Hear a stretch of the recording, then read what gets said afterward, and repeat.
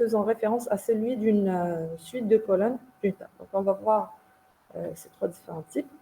Donc, on a les types autorisés dans PLSQL sont nombreux. On retiendra principalement. Donc, pour les types numériques, vous avez real, integer, number. Donc, précision de 38 chiffres par défaut. Donc, si on précise number x, c'est pour dire c'est pour préciser le nombre de chiffres. Number xy, donc number avec x chiffre de précision, donc y la virgule. Pour les types alphanumériques, on a char x, chaîne de caractères de longueur fixe x, varchar x, chaîne de caractères de longueur variable jusqu'à x, varchar 2, idem que la précédente, excepté que là, il supporte de plus longues chaînes que l'on n'est pas obligé de spécifier ici, donc la longueur maximale. Et PLSQL permet aussi de manipuler les types date, donc le type date. On a ici un petit exemple de déclaration. Donc, déclare n de type number, mot de type varchar de taille 20 et mot 2 de type varchar 2. Une autre spécificité du PLSQL est qu'il permet d'assigner comme type à une variable celui d'un champ d'une variable par l'opérateur pour son type ou d'une ligne entière par l'opérateur ROWTYPE. Donc, on aura besoin surtout de ce genre de déclaration de variables. Donc, par exemple, on peut avoir une table appelée amp. On va déclarer une variable nom qui va être du même type que name de la table amp. On a donc nom ici va être du même type que name, donc qui est une colonne de la table amp. Donc, pas besoin ici de déclarer si par exemple, on a oublié le type de name, qu'on a besoin de déclarer une variable nom, on utilise directement pour son type pour dire qu'elle va être du même type que la colonne name. Et puis, on peut avoir un autre type de variable qui va pointer sur toute la ligne d'une table. Donc, ça va être un peu en quelque sorte comme un vecteur. Donc, par exemple, ici, on déclare une variable employé qui est du même type que toute la ligne de la table amp, en utilisant donc %RowType. Donc, la variable nom est définie comme étant du type de la colonne name de la table amp, qui doit exister bien sûr au préalable, de même que employé est un vecteur du type d'une ligne de la table amp.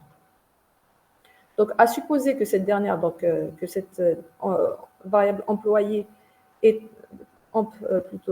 trois champs, numéro, name, age, et âge de type respectif number, varchar et integer, la variable employée disposera alors des trois composants. Donc, on pourra, par exemple, si besoin, utiliser employé.numéro, employé.name et employé.âge, vu qu'on l'a déclaré du type d'une ligne de la table amp. Donc, il sera bien sûr de même type que ceux de la table. On a ici un petit exemple d'un premier petit programme. Donc, dans la partie déclaration, on a nos variables. Donc, déclare A de type number, B de type number, begin, A reçoit donc l'affectation A plus B, point virgule, int. Dans le deuxième petit programme, donc pareil, là,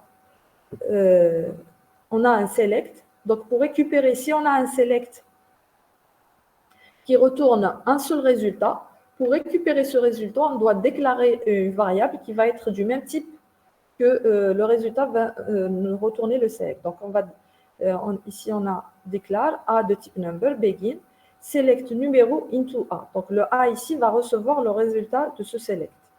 From amp, la table amp, where numéro amp est égal à 21. Donc, ce dernier exemple donne comme valeur à la variable A le résultat de la requête qui doit être du même type. Il est impératif que la requête ne revoie qu'un et un seul résultat, c'est-à-dire qu'il n'y a qu'un seul employé numéro 21. Autrement, une erreur se produit. Donc, quand le select revoit un seul résultat, on déclare une variable du même type que ce résultat pour recevoir donc, ce résultat. Donc, là, on utilise le into.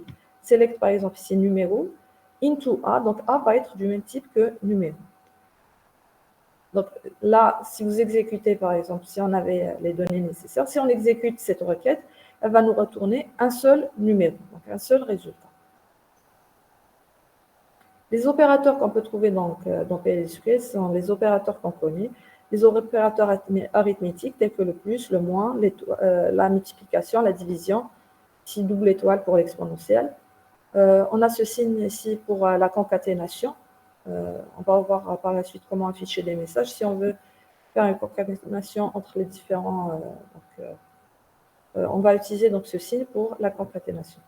Les parenthèses, l'affectation, donc c'est 2 points égales, la comparaison, donc si c'est égal, donc signe d'égal, différent, inférieur, supérieur, inférieur, égal, supérieur ou égal. On peut utiliser is nul, like, between, in, et puis les opérateurs logiques, and, or et not.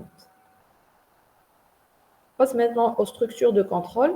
Donc, comme n'importe quel langage procédural, PLSQL possède un certain nombre de structures de contrôle évoluées, comme par exemple les branchements conditionnels et les boucles. Donc, on commence par les branchements conditionnels, c'est ce que vous connaissez. Donc, if, condition, then, commande, else, if, then, commande, else, commande. Et puis, donc, si on a un if, il doit se terminer forcément par un if, sinon il vous affiche une erreur. Donc, par exemple, if non employé égale à M, then salaire reçoit salaire fois 2, point virgule, else if salaire supérieur à 10 000, then salaire reçoit salaire divisé par 2, point virgule, else salaire reçoit salaire fois 3, point virgule, un if. On passe maintenant en boucle, donc on a 3 types de boucles. Donc, PLSQL admet 3 sortes de boucles. La première est une boucle potentiellement infinie, donc loop, commande, end loop, et ici pour s'arrêter, pour sortir de la boucle, donc la condition va être à l'intérieur. Donc, au moins une instruction du cours de la boucle doit être une instruction de sorte exit when condition. Donc, loop, donc on va avoir nos commandes, et la dernière commande, c'est exit when condition, end loop. Donc, dès que la condition devient vraie, on sort de la boucle. Deuxième type de boucle, c'est le for que vous connaissez. Donc, for compteur, donc for i par exemple, in, limite inférieure, limite supérieure, loop, commande, end loop. Et puis, troisième type, donc c'est comme la première, mais au lieu d'avoir le exit while à l'intérieur, mais on commence par while. Donc, while, condition, loop, on a nos commandes et end loop. On va prendre un exemple pour chaque boucle. Donc, toutes ces structures de contrôle sont évidemment imbricables les unes dans les autres. Voici un même exemple traité de 3 manières différentes suivant le type de boucle choisi. Donc, on a declare. On déclare x de type number. Au début, il reçoit 1. Begin. Loop, insert into employé, numéro employé, non employé, job et numéro département, values. X, M, programmeur, 1. Point virgule, x reçoit x plus 1. Exit when x supérieur ou égal à 100. End loop, end. Ici, slash, donc, pour compiler le programme. Donc, là, vous voyez, l'exemple est un peu mal fait parce que, en fait, on va avoir juste le x qui va s'incrémenter, mais le reste va être statique. Donc, on rentre dans la boucle, le x, il s'incrémente à chaque fois. Exit, donc, quand x atteint 100, on sort de la boucle. Deuxième manière d'utiliser les boucles, la boucle for.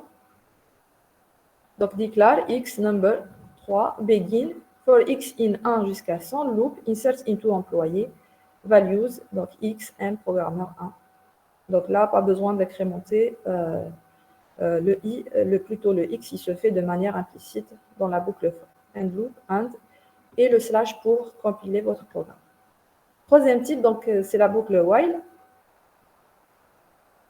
Donc c'est comme pour la première pratiquement. Donc x, on déclare à 1, while x inférieur ou égal à 100, loop, insert into employé, numéro employé, non employé, job, numéro département, values. Et vous avez donc x, pareil, il n'y a que x qui va s'incrémenter. On sort dès que x est égal à 100, end loop, and, et le slash. Donc jusqu'à présent, on a vu quand le select retourne un seul résultat. Donc on a dit on déclare une variable qui va recevoir ce résultat. Mais si, bien sûr, ce n'est pas le cas général, si on a des selects qui retournent Si on a besoin de déclarer un select qui retourne plusieurs lignes, là, on sera obligé de faire… donc là, on ne pourra pas utiliser une seule variable pour recevoir tous les résultats de cette ligne. Là, par contre, on sera obligé d'utiliser ce qu'on appelle un curseur. C'est comme un pointeur qui va pointer sur… Donc, on va déclarer un curseur qui va recevoir donc, toutes les lignes de ce select. Et ce curseur va pointer sur chaque ligne de ce select. Donc, on va voir comment utiliser par la suite donc, les curseurs. Donc, un curseur est une variable dynamique qui prend pour valeur le résultat d'une requête. La méthode donc, pour utiliser un curseur est invariable. En premier lieu, celui-ci doit être défini dans la zone de déclaration. Donc, il va être défini de la manière suivante. Donc, dans la zone déclare, on va déclarer un curseur, donc curseur. Le nom du curseur, ampcur, is. Donc, qu'est-ce qui va recevoir ce curseur? Le résultat de ce select. Select étoile from amp. Donc, ce select va nous retourner plusieurs lignes. Donc, on a été obligé de faire appel à un curseur pour pointer sur chaque ligne de ce curseur. Donc, le curseur de nom ampcur est chargé, dans cet exemple, de récupérer le résultat de la requête qui suit, donc qui suit après le is. Donc, il peut être ouvert lorsqu'on souhaite l'utiliser dans le corps d'un bloc. Open, donc pour l'ouvrir, donc c'est open ampcur, open nom du curseur. Pour récupérer les tuples successifs de la requête, on utilise l'instruction fetch amp into employé var. Donc, on va déclarer aussi une variable employé var.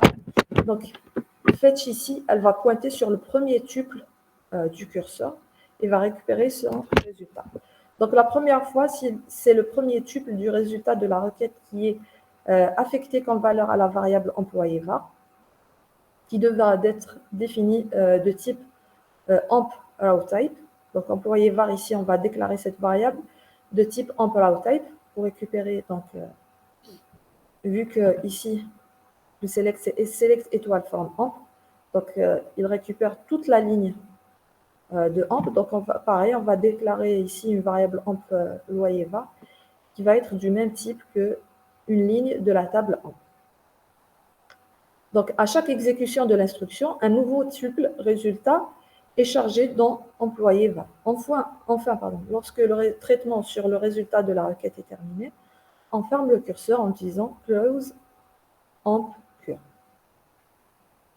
Donc, on a un certain nombre d'informations sur l'état d'un curseur qui sont exploitables et prédéfinies.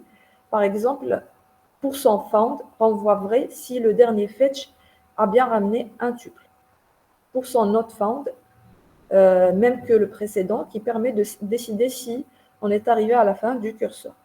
%raw count renvoie le nombre de lignes ramenées par le curseur au moment de l'interrogation. Et puis, %isOpen permet de déterminer si le curseur est ouvert. Donc, on va voir ici quelques exemples. On a ce premier exemple. Donc, on a une table étudiant qui a comme un de ses attributs nom et moyenne. Donc, le curseur ici, donc on déclare un curseur appelé C1 qui permet donc de récupérer le résultat de select nom, moyenne from étudiant. Ensuite, donc là, notre select, on n'a que les deux attributs nom et moyenne. On n'a pas toute la ligne de étudiant. Donc, on va déclarer deux variables, une pour récupérer le résultat de nom, donc il va être de même type que nom. Donc, vnom va être de même type que nom, donc on va la déclarer comme étant étudiant.nom pour son type. Et une autre variable pour récupérer dans le curseur, donc moyenne. Donc, on va déclarer une variable v moyenne qui va être de même type que moyenne, donc étudiant.moyenne pour son type. Et puis, on déclare deux autres variables E1 et E2 ici, en fait, pour calculer ce programme. En fait, qu'est-ce qu'il fait? Il calcule le nombre d'étudiants qui ont eu la moyenne, le nombre d'étudiants qui n'ont pas eu la moyenne, et il les insère dans deux tables qu'on a préalablement bien sûr créées, liste refus et liste reçue. Donc là, on va utiliser la boucle while.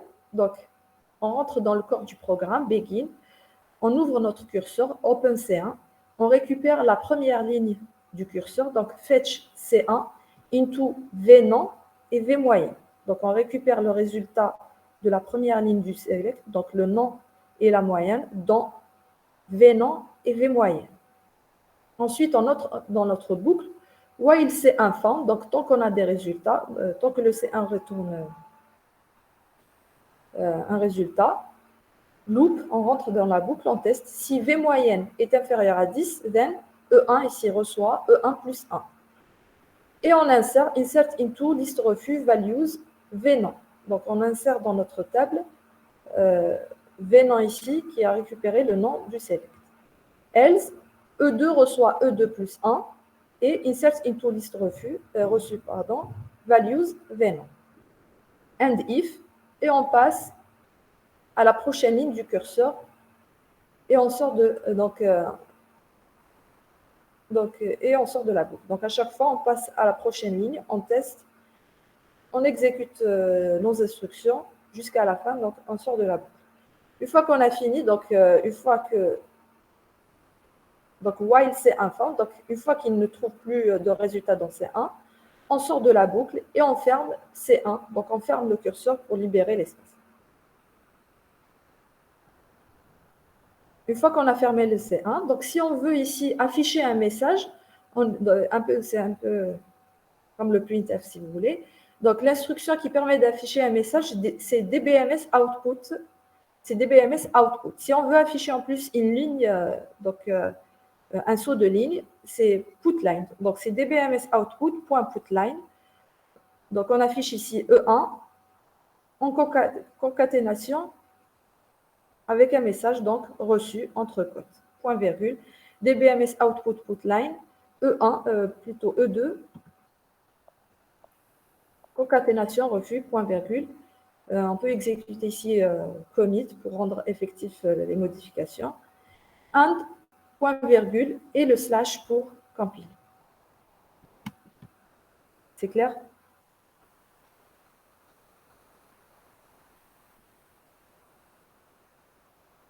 Donc j'enchaîne, on verra, puis de toute façon on verra tout ça à travers la série de TP. Donc on a un autre exemple ici. L'exemple suivant sélecte l'ensemble des employés dont le salaire ne dépasse pas 20 000 dinars et les augmente de 5 000 dinars. Donc là, dans cet exemple, on a vu l'exemple de la boucle while. Donc, while condition, on entre dans la boucle. Dans cet exemple, on va voir directement la boucle loop, end loop, et la condition est à l'intérieur. Donc, exit when. Donc, ici, on nous dit de modifier les salaires des employés dont le salaire ne dépasse pas 20 000 dinars et de l'augmenter de 5 000 dinars. Donc, on va écrire d'abord notre requête SQL qui permet d'afficher les employés qui ont un salaire qui ne dépasse pas 20 000 dinars. Comme on va voir, ce select va nous retourner plusieurs résultats, va nous retourner plusieurs employés qui ont un salaire inférieur à 20 000 dinars. Donc, on sera amené forcément à déclarer un curseur qui va recevoir ce select. Donc, declare cursor qu'on a appelé salcure is select étoile from amp, la table ample, where salaire est inférieur à 20 000. Et puis, pour utiliser ce curseur, donc le fetch, on va devoir déclarer une variable qui va recevoir toute la ligne ici, qui va recevoir donc toute la ligne de amp, et on va pouvoir la mettre dans salcure. Donc, on vient de déclarer une variable employée qui est du même type qu'une ligne de amp, donc amp%row type begin. On ouvre le curseur, open salcure, et on entre dans la boucle. Donc loop, on pointe sur la première ligne, donc on récupère la première ligne du curseur, fetch salcure into employé, into la variable employé. Et on exécute, donc update, je l'avais modifié.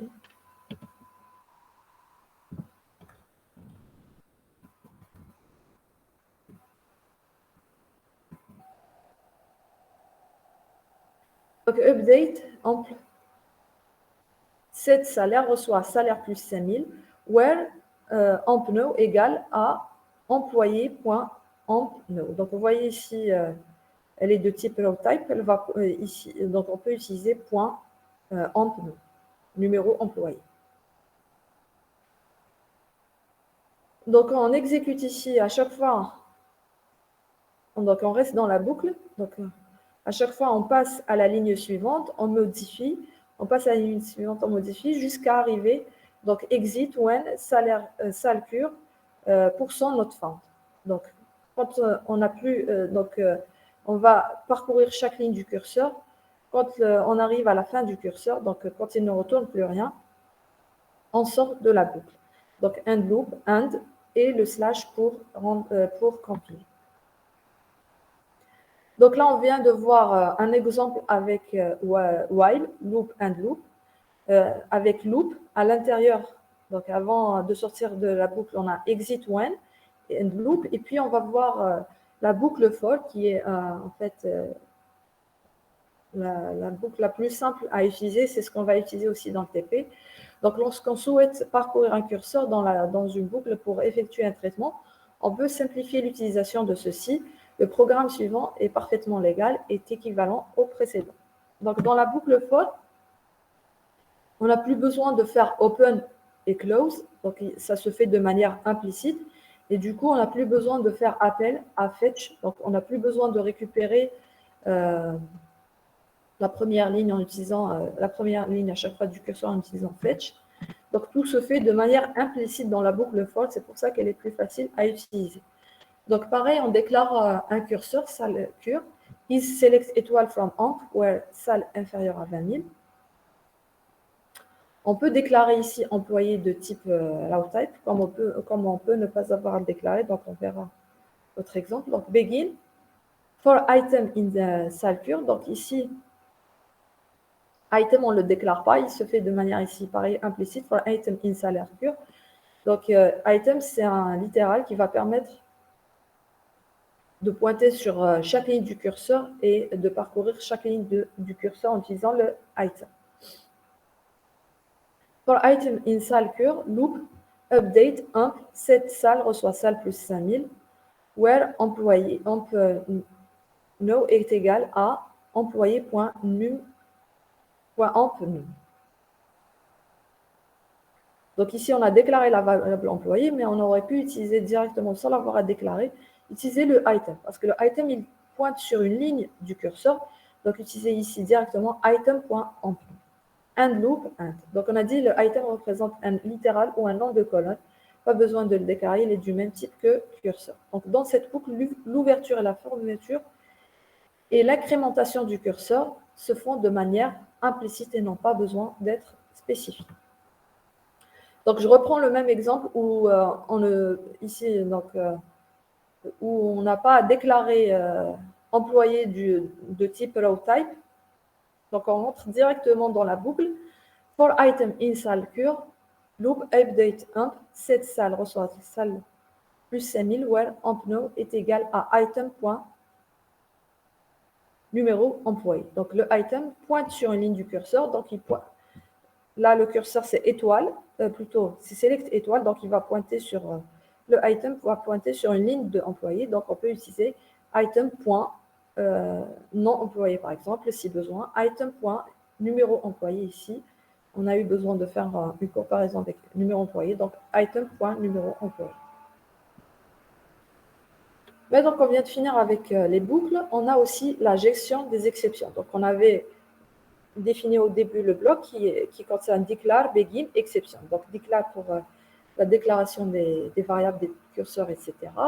Le bloc begin et puis pour finir, le bloc exception.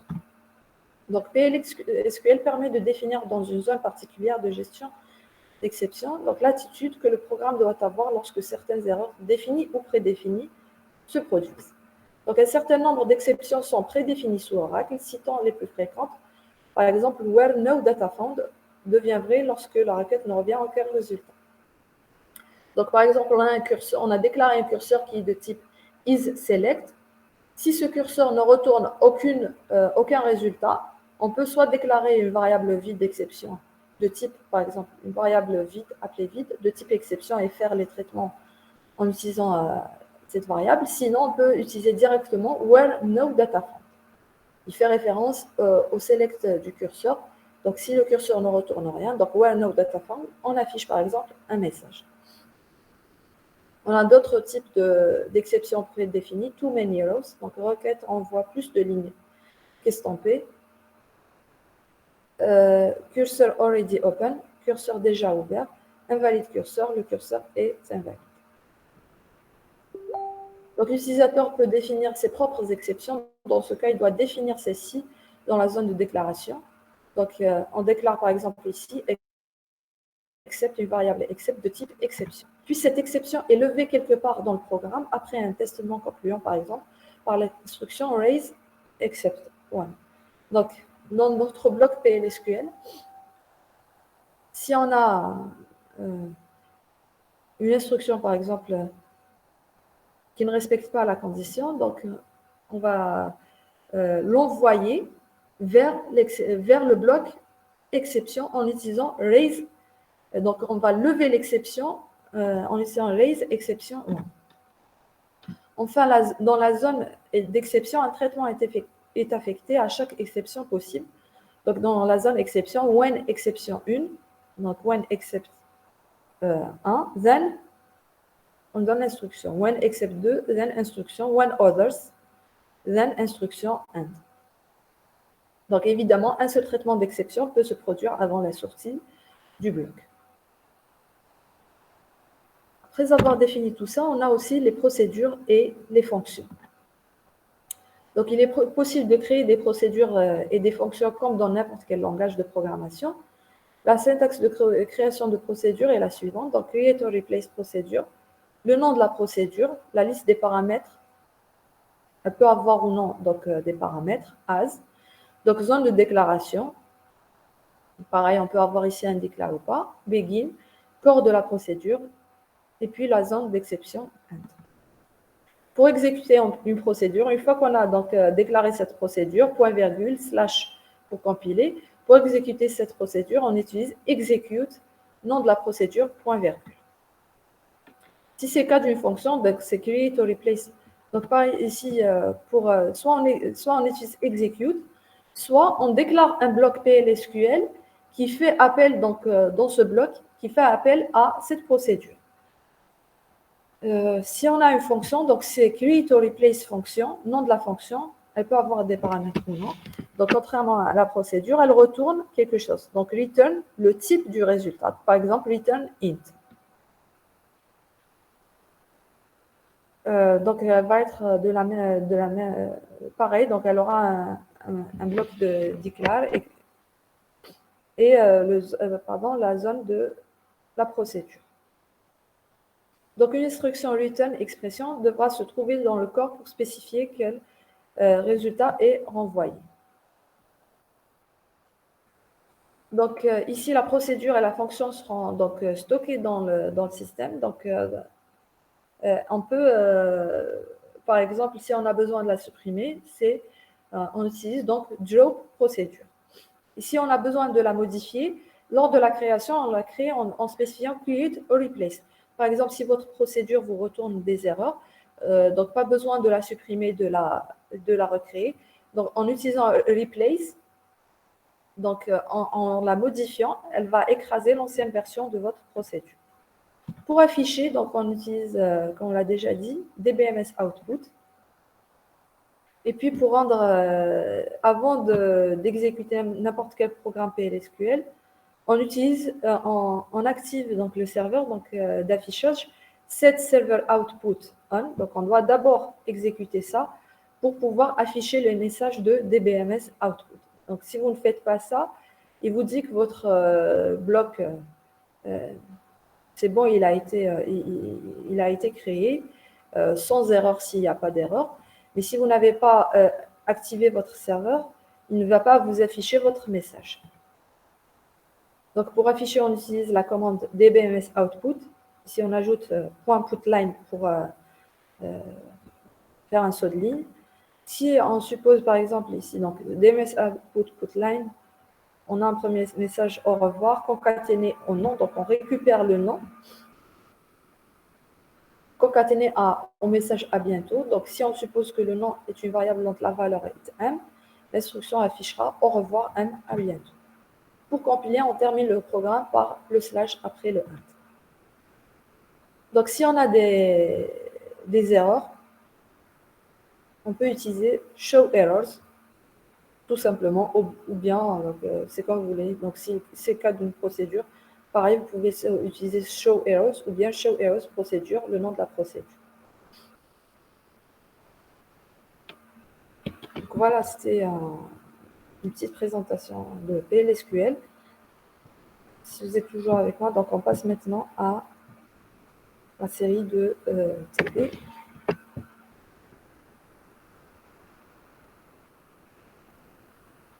Donc, on nous demande ici d'afficher le nom des produits par an, ensuite afficher le nombre de produits.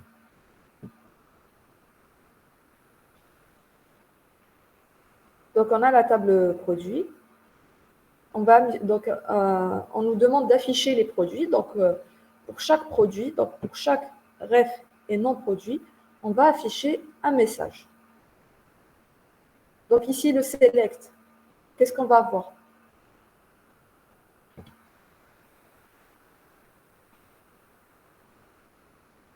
Donc, avant de rentrer dans votre bloc PLSQL, vous devez d'abord écrire votre requête SQL par rapport donc, à la question posée. Donc, ici, afficher les noms des produits par an, ensuite afficher le nombre de produits. Donc, dans un premier temps, on veut afficher le nom des produits par an. Donc, qu'est-ce qu'on va avoir? Allez-y.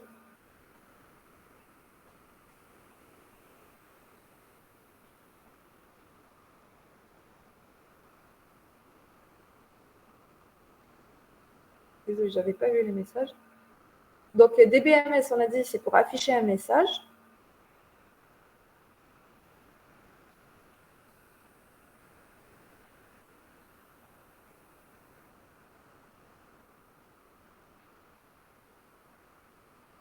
C'est quoi le type de la liste reçue? Donc,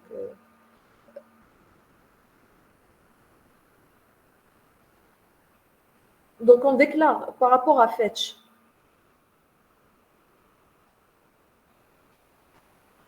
Je reviens sur l'exemple, celui des étudiants, c'est ça?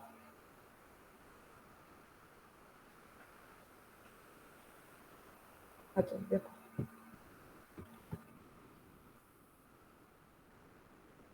Celui-là? C'est celui-là, c'est ça? D'accord. Alors, donc on a déclaré un curseur C1 qui reçoit select nom moyenne. Donc là, on n'a pris que deux attributs, pas toute la ligne. From étudiant. Dans ce cas, on a utilisé la boucle while. Donc pour utiliser la boucle while, donc on a dit il faut ouvrir le curseur et récupérer la première ligne du curseur. Donc pour ouvrir le curseur, on utilise OpenCA, C1, et pour pointer sur la première ligne du curseur et récupérer les résultats de la ligne du curseur, on utilise fetch C1 into. Donc on a dû déclarer deux variables, une pour récupérer le nom et une autre pour récupérer la moyenne. Donc fetch C1 into V nom et V moyenne. Si on avait fait ici select étoile, donc on prend toute la ligne, donc on aurait utilisé une variable comme dans l'autre exemple. C'est là. Là, quand c'était select étoile, on a utilisé une variable, donc une sorte de vecteur qui pointe sur toute la ligne de AMP, row type. Donc là, comme le select, il renvoie que deux attributs, on a déclaré deux variables pour récupérer le résultat de ces attributs dans le fetch. Donc, fetch C1 into V nom, V moyenne. Donc, C1 ici, il récupère, fetch C1, il récupère le résultat de la première ligne du curseur. Et puis, on entre dans la boucle. Et puis, à chaque instruction, on avance dans le curseur. Donc, fetch C1 into V non, V moyenne. Donc, à chaque fois, on avance à la ligne suivante. Est-ce que c'est clair? Par contre, donc on a dit, contrairement, donc la même chose pour la boucle loop, instruction, exit one. Pareil, donc dans la boucle, il faut utiliser le fetch. Donc à chaque fois, il va passer à la ligne suivante. Contrairement à la boucle for, donc c'est cette boucle qu'on va utiliser même dans le TP. L'ouverture et la fermeture du curseur se fait de manière implicite, donc on n'est pas obligé de les déclarer. Et puis, on n'est plus obligé de pointer à chaque fois sur chaque ligne du curseur, donc on n'est plus obligé d'utiliser le fetch. Le passage d'une ligne à une autre se fait de manière implicite. Par contre, ici, dans le for, on déclare for item. Donc là, c'est une variable qui va pointer sur chaque ligne du curseur. Pas besoin, par contre, de la déclarer dans la partie déclare. Donc, for item in salcure. Donc, item ici, on ne la déclare pas, donc elle est du même type que curseur, et elle va pointer de manière implicite, donc dans la boucle for, sur chacune des lignes. D'ailleurs, si vous vous rappelez, dans les exemples qu'on a vus un peu avant, où on avait un select simple, dans les boucles while, on devait à chaque fois incrémenter le x plus 1 ici, par rapport ici au x, while x inférieur à 100, on devait incrémenter le x. Par contre, dans la boucle for, comme le x ici, en fait, on le définit for x in 1 à 100, on n'a pas à l'incrémenter, il se fait de manière implicite. C'est la même chose pour le curseur. Donc, comme on utilise la boucle for, on n'a pas à déclarer le fetch à chaque fois. Le item pointe de manière implicite à chaque fois dans la boucle for. Voilà.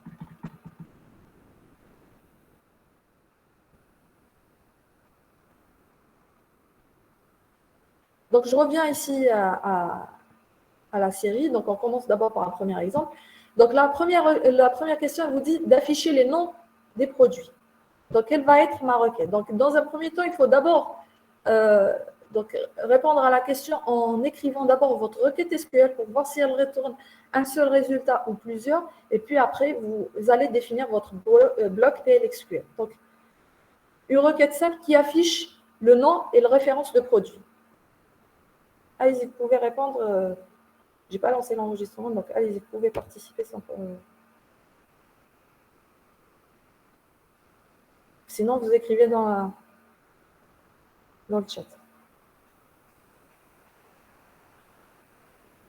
Bon, j'avance sur cet exemple, de toute façon, vous l'avez, mais après, voilà. Mais après, ce sera à vous de participer. Donc, là, c'est une requête simple. On affiche, donc c'est juste un select.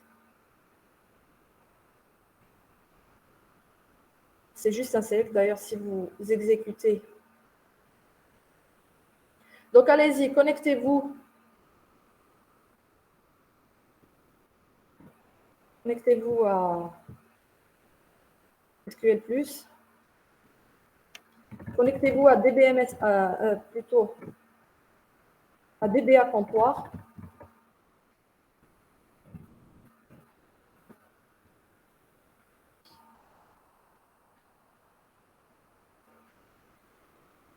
Connectez-vous à DBA Comptoir, vu qu'on va utiliser les tables de DBA Comptoir. Donc, dans un premier temps, on va exécuter tout simplement cette requête. Votre camarade vient de nous donner la requête, donc allez-y. Vous voyez que... On va ranger l'affichage.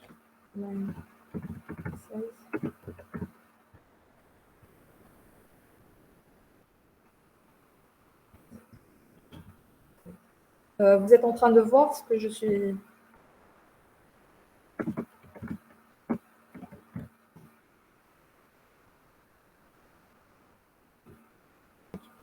Bon, donc je viens juste d'exécuter la requête. Pour améliorer l'affichage, vous pouvez utiliser ici set line size. En fait, vous avez la table produit, par exemple. On a déclaré, quand on a créé notre table, pour chaque variable, pour chaque attribut, donc il est de type, il avait un type et une taille. Donc, si vous faites la somme de toutes les tailles et que vous voulez les afficher ici, vous voyez, l'affichage n'est pas agréable. Donc, pour afficher le tout sur une ligne, donc vous faites à peu près la somme de toutes les tailles et vous donnez une nouvelle taille. Donc, cette line size, on a mis ici à peu près 150. Donc, on aurait pu utiliser moins. Donc, vu qu'on n'a que 2 attributs, pour avoir un affichage plus optimal. Et puis ici, comme il nous les affiche en bloc, on peut utiliser cette page size pour avoir le tout dans un bloc. Donc, cette page size, et on réexécute notre requête pour avoir le tout dans un seul bloc. Donc là, c'est juste une question d'affichage. Donc, vous voyez que notre select nous retourne plusieurs lignes. Donc, vu qu'il nous retourne plusieurs lignes, on va devoir déclarer un curseur qui va recevoir le résultat de ce select. Et puis, qu'est-ce qu'il va faire ici? Donc, on nous demande juste d'afficher. Donc, on va afficher un message pour chaque ligne de ce curseur. Donc, on va devoir, pareil, dans le begin, on va devoir entrer dans une boucle for item in, c'est le nom de curseur. Et puis, on affiche un message pour chaque ligne. Et puis, on nous a demandé de calculer le nombre de produits qu'on a. Donc, ici, soit à la fin, vous faites un select étoile, plutôt un select count étoile from produit, plutôt select count étoile into. Donc, vous déclarez une variable qui va recevoir le nombre de produits et vous affichez donc dans votre message donc votre variable. Sinon, vous déclarez une variable i qui sera au début soit à 0, soit à 1. Et puis, pour chaque ligne donc, dans votre boucle, à chaque fois qu'on affiche un message, on incrémente de 1. Donc là, c'est notre bloc PLSQL. Donc, declare, on a curseur CR is select distinct. Donc là, c'est notre requête. Distinct référence produit, non produit, forme produit, order by, référence produit, non produit. Bon, là, on aurait pu ne pas utiliser distinct parce que référence produit, c'est la clé primaire. On déclare i qui va calculer le nombre de produits de type integer et on déclare une variable vide de type exception. Ici, on aurait pu ne pas déclarer une variable vide. Dans la partie exception, on aurait pu utiliser when no data found. Donc, si le curseur ne retourne rien. Bon. On rentre dans notre bloc PLSQL, donc begin, i reçoit 1. Donc, on initialise i à 1. Et puis, on entre dans notre boucle for item in CR, le nom du curseur, loop. Et ici, le traitement qu'on fait, c'est juste afficher un message pour chaque ligne de ce curseur. Donc, loop, dbms output line, le produit numéro i. Donc, c'est pour ça ici qu'on a déclaré une variable i pour donner un numéro pour améliorer l'affichage. Donc, le produit numéro i et item, référence produit, concaténé à item.non produit. Donc, ici, on n'a pas eu besoin de déclarer. On aurait pu le faire, bien sûr. On n'a pas eu besoin de déclarer une variable de type référence produit et une autre variable de type non produit. On a directement le item qui pointe donc, sur chaque ligne du curseur. Donc, on utilise directement item. Donc, item.référence produit, item.non produit. Ici, donc, comme dans notre select, on n'a que référence et non produit. Si vous aviez mis, par exemple, item. Je ne sais plus ce qu'on a comme attribut dans la table produit. Par exemple, un non fournisseur, il vous aurait affiché une erreur. Parce que là, dans notre select, on n'a que référence produit et non produit. Par contre, si on avait fait select étoile, là, par exemple, on aurait pu pointer sur chaque attribut de notre curseur. Après l'affichage de ce message, il reçoit i plus 1. Et puis, on répète jusqu'à la fin, jusqu'à ce qu'on sorte de notre curseur. Donc, on parcourt chaque ligne du curseur jusqu'à la fin. Donc, pareil ici, on a dit pas besoin de fetch, end loop. et on sort de la boucle. Maintenant, si i est inférieur à 2, ça veut dire que i est resté à 1. Donc, notre curseur n'a rien retourné. Si i est resté à 1, c'est que notre curseur n'a rien retourné. Then, raise vide. Donc, on envoie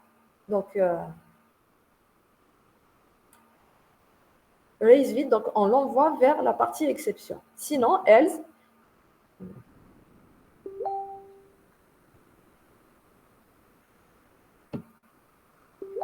i reçoit i-1 parce que là, on l'a initialisé à 1, donc on se retrouve avec un produit en plus. Donc, i reçoit i-1 et on affiche dbms output line. La base de données contient i produit. And if, pour le if. Et puis, dans la partie exception, when vide, donc là, then dbms output line, la base de données ne contient aucun produit. Closer, si on veut, and, et le slash pour compiler ici notre programme. Donc, vous commencez par d'abord activer ici votre serveur pour afficher les messages. D'ailleurs, si je ne le fais pas, regardez si on exécute ici notre bloc PLSQL. Donc, il nous dit qu'il s'exécute. Donc, PLSQL procedure successfully completed, mais il n'affiche pas les messages. Donc, on doit ici activer le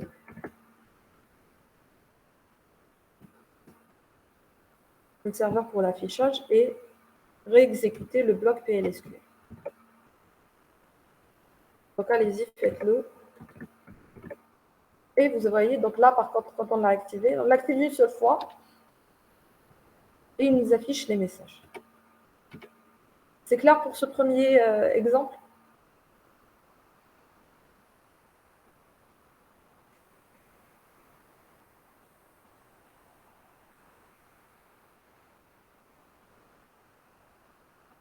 D'accord.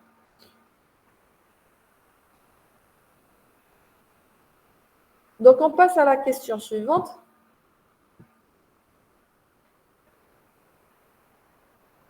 Donc, écrire un code PLSQL qui permet d'afficher pour chaque catégorie le nombre total des produits. Donc, pour chaque catégorie, le nombre total des produits. Donc, on va dans un premier temps écrire la requête SQL. Donc, j'agrandis ici. Donc, on a la table produit et on a la table catégorie. Si on voulait afficher, donc pour chaque catégorie, on affiche par exemple dans un premier temps, avant. Donc, pour chaque catégorie, on affiche les produits. Ensuite, on affiche le nombre de produits. Donc, allez-y. Quelle est la requête qui permet pour chaque catégorie d'afficher les produits dans un premier temps et dans un deuxième temps d'avoir le nombre de produits pour chaque catégorie? Oui, voilà. Ou directement, allez-y, donnez-moi pour... c'est ça. Donc, select non catégorie, code catégorie, count référence produit pour calculer le nombre.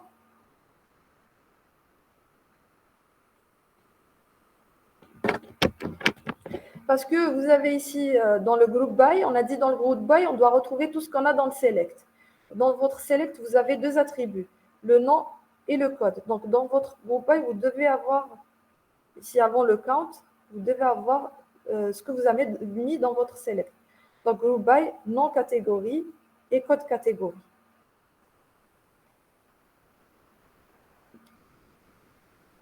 Référence produit. Donc, ici, count P référence produit, vous pouvez utiliser as un B produit. Donc, on va l'exécuter.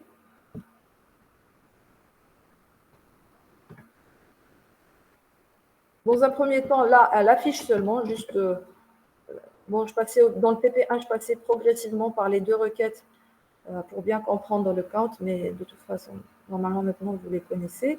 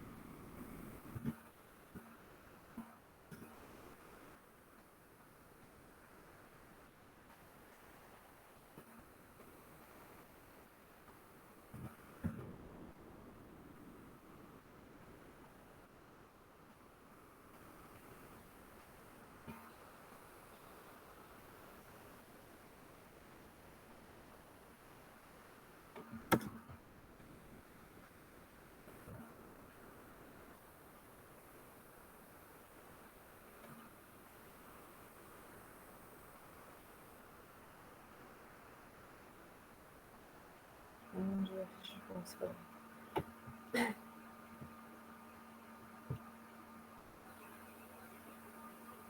Alors, ensuite, pour le count.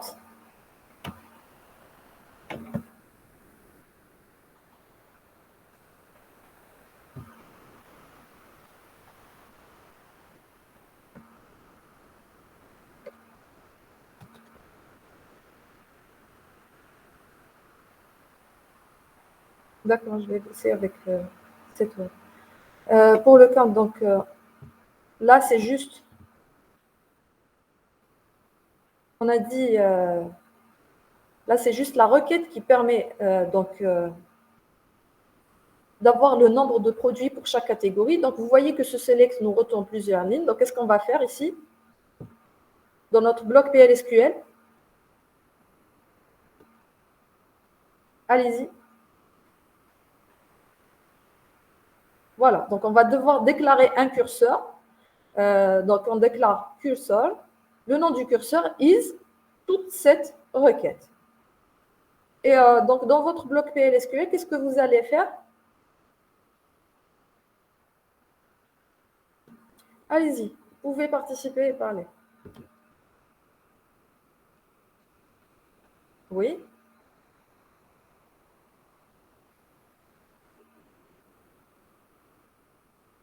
Donc là, la question, elle vous demande juste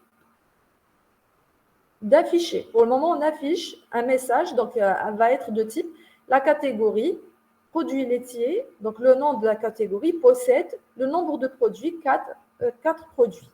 Donc, qu'est-ce qu'on va avoir?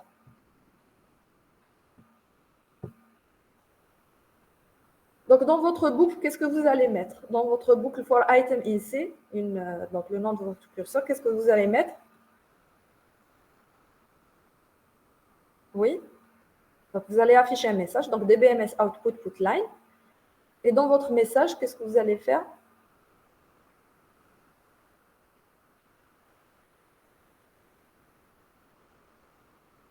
Comment vous allez récupérer le nom de catégorie et le nombre de produits?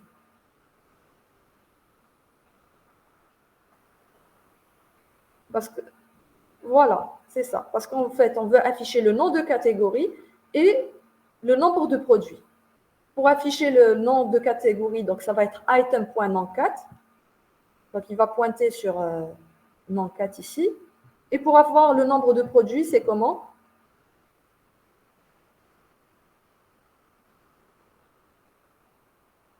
Pour récupérer le nombre de produits, qu'est-ce qu'on va avoir?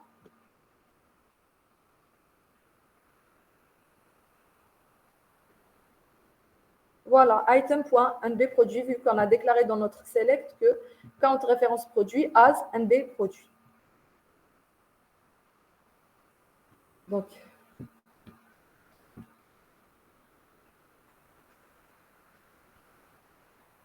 Donc declare cursor CR, j'ai appelé ici CR, is select non catégorie count référence produit as nb produit.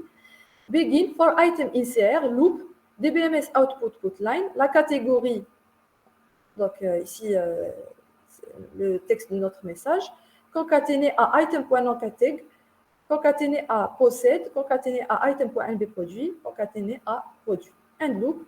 Exception, par exemple, ici, on n'a pas déclaré de variable vide de type exception, donc on aurait pu le faire, bien sûr. On utilise directement when no data found, si le curseur ne retourne rien, then dbms output put line, la catégorie ne possède aucun produit. When others, donc si on a d'autres erreurs, il nous affiche l'erreur avec son code d'erreur. Closer and et le slash. Donc là, si vous avez des erreurs, vous utilisez show errors. Donc je vous donne directement.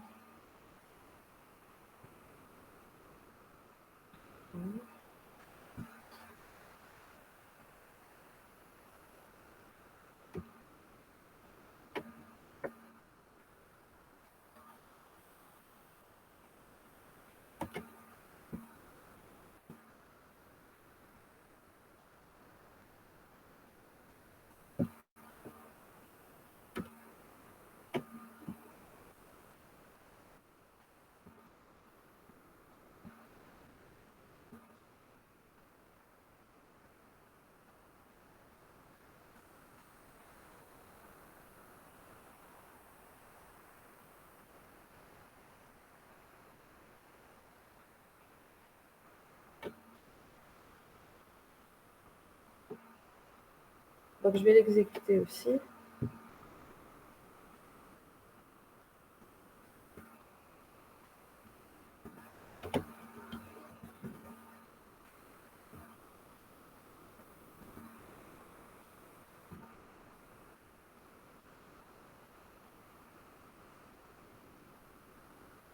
Donc, voilà, il nous affiche un message pour chaque ligne de notre curseur. Donc, par exemple, la catégorie boisson possède 2 produits.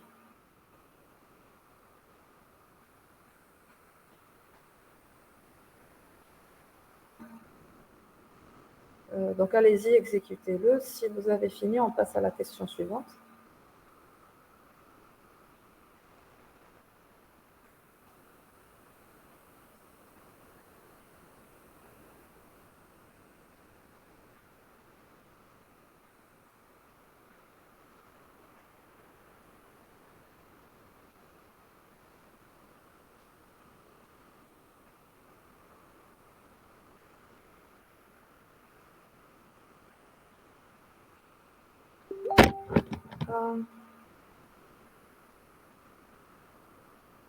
Vous avez donc curseur, donc vous déclarez curseur, donc pour dire que vous allez avoir à utiliser un curseur, mais vous devez déclarer le nom de curseur.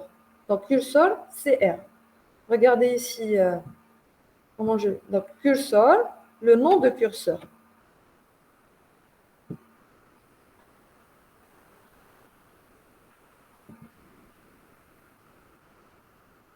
D'accord, Ahlam. Vous avez oublié de déclarer le nom de curseur, le nom de votre curseur.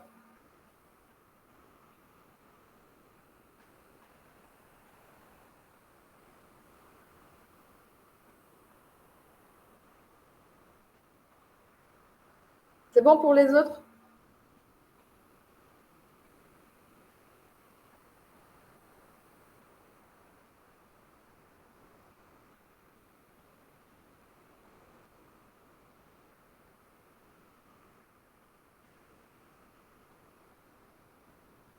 Ok, donc on passe à la question.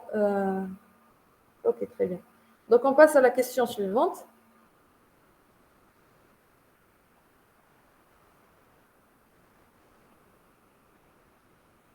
Donc je vous ai dit, si vous avez des erreurs, utilisez Show Errors et il vous pointe l'erreur, la ligne de votre erreur, etc. Ça vous permet donc de vous retrouver facilement pour corriger vos erreurs. Maintenant, on nous demande d'écrire une procédure. Donc, écrire une procédure qui supprime les produits qui n'étaient jamais commandés. Si vous vous rappelez, quand on a fait le TP2, on a déjà supprimé les produits qui n'étaient jamais, commandés. D'abord, donc, écrire une procédure qui permet de supprimer les produits qui n'étaient jamais commandés. Donc, qu'est-ce qu'on va faire ici? Allez-y.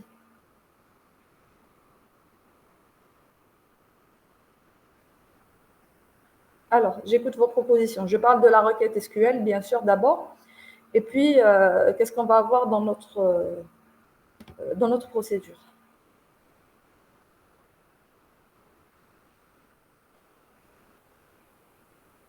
Allez-y. Je vous ai dit, je n'ai pas lancé l'enregistrement. Vous pouvez participer sans gêne, j'ai envie de dire. Allez-y.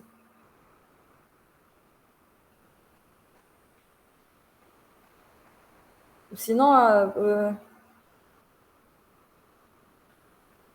On peut chercher, position dans le chat. Allez-y, oui. on peut chercher les produits qui font pas partie de enfin, qui font partie de commandes et qui n'existent pas dans le détail commande. Oui, D'abord, oui. on crée un curseur Oui, et on cherche les tuples qui vont satisfaire cette condition. Ensuite, on les supprime. c'est ça. Donc, vous avez en fait deux manières de faire, donc, de voir. Donc, vous avez soit, comme a dit Ahlam, donc, vous, vous, vous créez d'abord votre requête qui permet d'afficher les produits qui ne sont pas commandés.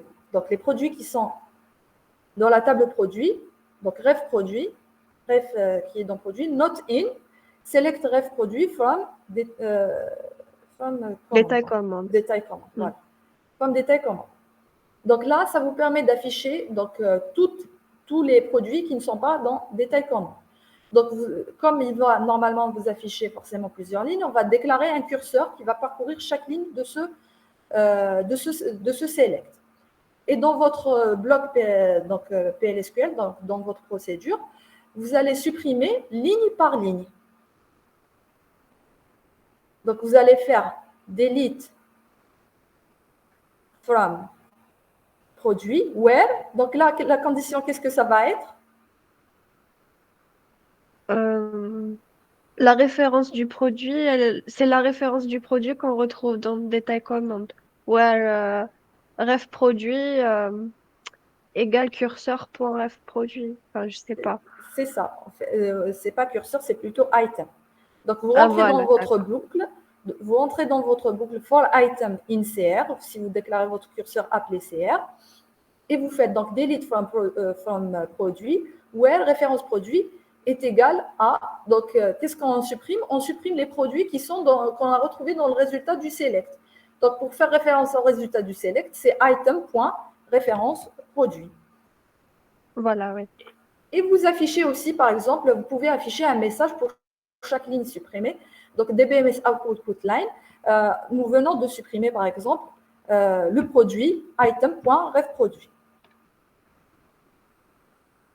Donc là, on supprime ligne par ligne et on affiche un message ligne par ligne. On aurait pu aussi, donc sans déclarer de curseur, directement supprimer toutes les lignes. Donc, delete from delete référence produit, delete from produit, référence produit, not in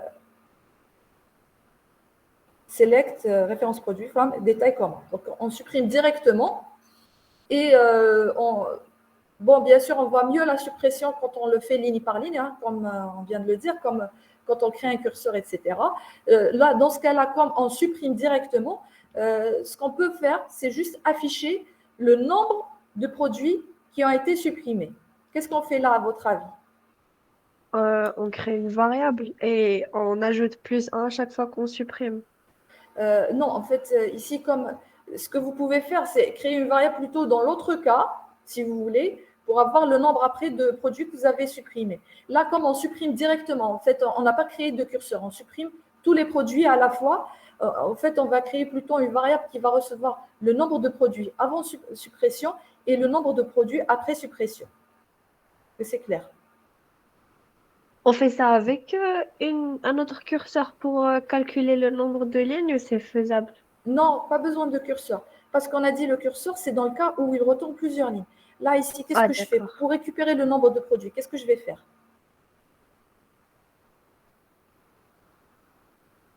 Pour récupérer le nombre de produits, le nombre de lignes de la table produit, qu'est-ce que je vais faire? On peut fetch Non, non, je into. ne parle pas de curseur. Ah, ah, c'est pas un curseur. Oh, d'accord. Je ne parle pas de curseur. Je veux récupérer, regardez ce que je veux faire. Je veux récupérer le nombre de produits dans la table produit avant suppression. Je supprime toutes les lignes de ma table produit. Ensuite, je veux récupérer le nombre de lignes restantes après suppression.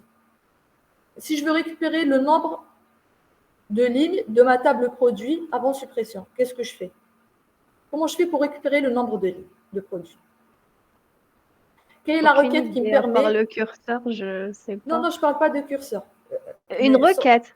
Une quelle est requête, la requête c'est qui me permet de récupérer le nombre de lignes de la select table produit? count étoile. C'est ça. Si vous Ah, c'est faites pour ce ça que j'ai select... parlé de curseur, parce que je pensais on met une variable dans. Parce que pour moi, le fait de faire une requête, c'est un curseur. Le select Non, count, c'est. Ah, on, d'accord. on a dit, on a dit, quand le select retourne un seul résultat, on utilise into et on déclare une Ah, seule variable. Si, d'accord, ok. votre requête, donc pas besoin de déclarer un curseur ici. Si votre requête retourne plusieurs lignes, là, vous avez besoin d'un curseur. Ah, ok. Donc, quand vous faites le select count étoile produit, vous retourne un seul résultat. Donc là, on va déclarer une variable i, par exemple, qui va récupérer ce count. Donc, ça va être select count étoile into i from produit. Elle va nous retourner le nombre de produits avant suppression.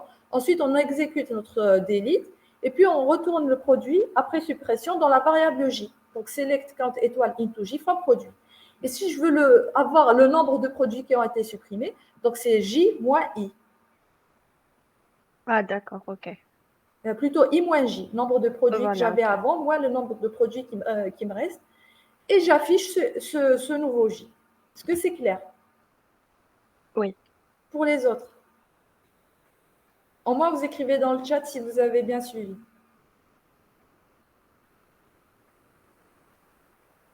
Bon, j'avance. Donc, on a dit dans un premier temps, soit on fait, comme a dit votre camarade, on déclare un curseur. Vous voyez là? Donc, on déclare un curseur qui fait select ref prod from produit while ref prod not in select ref prod from data command. On déclare une variable qui va nous permettre de compter le nombre de produits qu'on a supprimés. Et on déclare vide de type exception si le curseur ne retourne rien. D'ailleurs, par exemple, ici dans notre cas, on a déjà supprimé ces produits, donc le curseur ne va rien nous retourner. Donc, begin, on initialise notre variable à 0. For item in CR, loop delete from produit, where référence produit égale à item.référence produit. Et on affiche un message pour chaque ligne supprimée, donc dbms output putline, le produit item.refprod a été supprimé. Et on incrémente de 1 à chaque fois pour avoir le nombre de produits supprimés. And loop. If nb prod sup égale à 0, donc si cette variable reste à 0, c'est que notre curseur n'a rien retourné, qu'on n'est pas rentré dans notre boucle pour incrémenter cette variable. Donc, on lève l'exception d'un erase vide, on lui demande d'aller vers la partie exception. Sinon, dbms output, on a supprimé le nombre ici qu'on a reçu ici, comme on l'a initialisé à 0, donc on sort avec le nombre de produits supprimés. Et dans notre partie exception, when vide, then dbms output putline, la base de données ne contient aucun produit non commandé. Pour exécuter cette procédure, on peut soit faire appel donc, dans un bloc PLSQL, sinon on utilise directement execute. Donc, je vais. Donc, vous utilisez or replace ici. Si vous avez une erreur, vous écrasez votre procédure. Donc, je vais l'exécuter avec vous. Procédure created. Et par exemple, moi, je l'ai déjà créée. Mais comme j'ai déjà créé, comme on a or replace, elle va l'écraser. Et j'exécute. Donc, voilà. Pour ma part, j'ai déjà inséré 2 lignes. Là, il m'a supprimé tous les produits. Si je réexécute, il m'affiche que la base de données ne contient aucun produit non commandé. Donc, je vous donne ça. Pour l'exécuter aussi.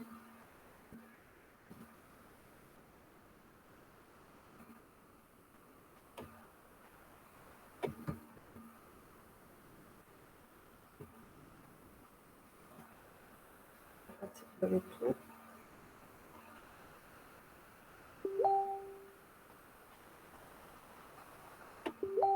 Ici, closer, on aurait pu ne pas l'utiliser. On a dit dans la boucle for, tout se fait de manière implicite.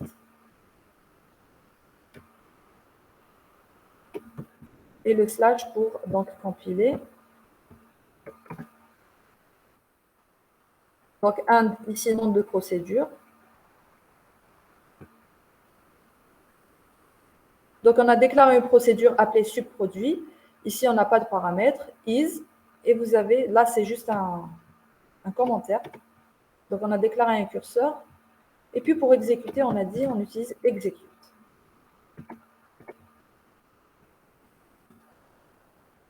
Ensuite, donc, on aurait pu utiliser OneNote Data Found aussi, donc sans déclarer vide. Et si, pour l'autre exemple, donc j'avais dit, si on avait voulu supprimer directement, donc là, par contre, on ne voit pas bien la suppression ligne par ligne. Donc, Puis, to replace procédure suppression is, on déclare deux variables pour récupérer le nombre de produits avant et après suppression. Et on déclare une variable vide d'exception dans le cas où il n'y a pas de produit à supprimer. Donc, begin, select count étoile into if from produit, delete from produit where référence produit not in, select distinct ici, référence produit from data command produit, where référence. Là, par contre, comme on n'a pas de curseur, bien sûr, vous prenez votre requête comme vous l'avez définie. Donc, il faut vos jointures, il faut définir ici vos jointures. Where P référence produit égale à D.référence produit. Et puis, on recalcule le nombre maintenant de lignes restantes dans produit. If I égale à J, donc si I égale à J, c'est que je suis resté, c'est que je n'ai pas eu de lignes à supprimer. Donc, je suis resté avec le même nombre de lignes. Donc, raise vide, donc when vide, then DBMS output put line, tous les produits ont été commandés. Sinon, donc J reçoit I moins J et DBMS output put line, J produits ont été supprimés. C'est clair pour ce deuxième cas? Pour les autres? C'est avec moi, moi, donc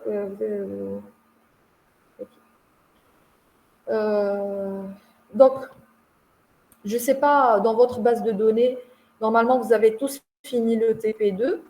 Donc, si vous exécutez, normalement, il vous affiche le message.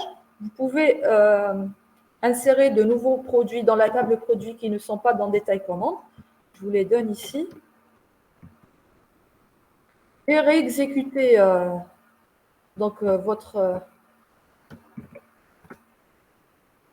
vous réexécutez donc votre procédure, donc execute, et elle vous affiche donc dans ce cas-là un message pour chacune des deux lignes supprime.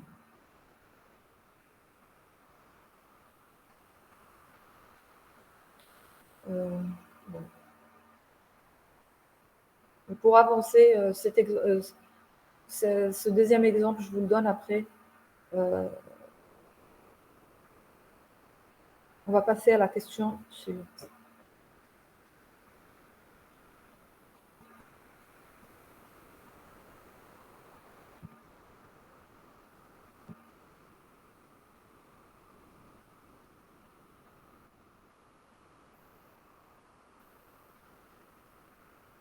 C'est bon, vous avez fini avec la question 2?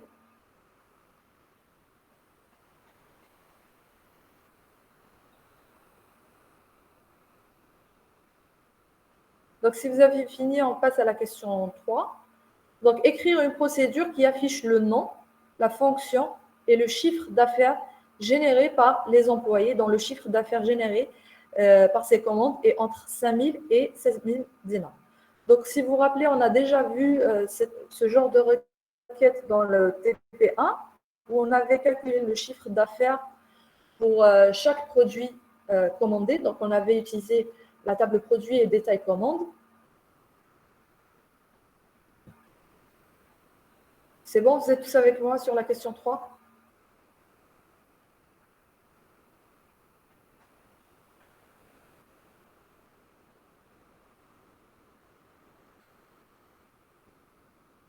Donc, je reviens sur le modèle physique. Donc, on a la table produit, on a la table employé, on a la table commande et on a la table détail commande où on a les informations qui vont nous permettre de calculer le chiffre d'affaires donc, de chaque commande. Donc, on a le prix unitaire, la quantité, la remise. Donc, pour chaque employé, il a donc un employé donné. Il peut avoir plusieurs commandes. Chaque commande, on peut lui calculer son chiffre d'affaires. Donc, quelle est la requête qui va me permettre d'avoir ça? Donc, chaque employé, il a plusieurs commandes. Chaque commande, on peut lui calculer son chiffre d'affaires. Donc, pour avoir le chiffre d'affaires des commandes d'un employé, ça va être la somme de ces chiffres d'affaires de ces différentes commandes. C'est clair ici?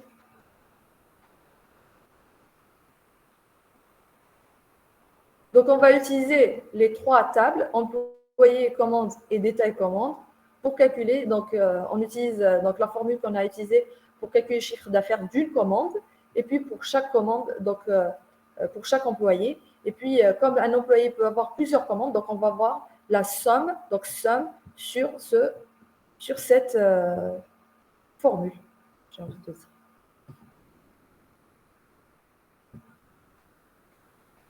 Donc, voilà la formule. Donc, c'est select. Nous, on veut, par exemple, récupérer le nom de l'employé et sa fonction. Donc, select nom employé et fonction. Ici, je calcule là, j'ai ma formule qui me permet de calculer le chiffre d'affaires. Et comme je peux avoir plusieurs commandes pour un employé, donc je mets ça. Et ces informations, je les ai d'où? De la table détail commande, commande et employé. Et vous avez ici toutes les jointures nécessaires pour exécuter cette requête. Donc, je vous envoie, donc je vous ai dit à chaque fois au début, on exécute d'abord la requête, on doit écrire d'abord la requête SQL qui permet d'avoir ça. Donc ici, vous voyez qu'elle nous retourne plusieurs lignes, donc on aura forcément besoin d'un curseur. Ensuite, on a la condition que ce chiffre d'affaires doit être entre 5 000 et 16 000 dinars. Comment faire pour avoir cette condition si j'étais sur la requête? Comment je fais pour avoir cette condition? Si j'avais envie de la définir sur ma requête SQL, qu'est-ce que je fais pour définir une condition?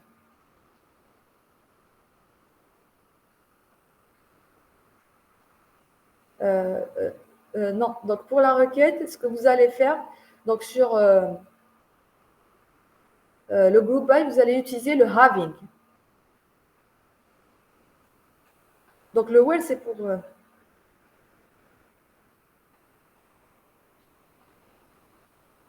utiliser, donc si vous vous rappelez le having, donc c'est pour utiliser donc, soit vos jointures, soit des conditions. Donc là, on veut une condition sur la somme ici, sur le chiffre d'affaires. Donc on va utiliser le having.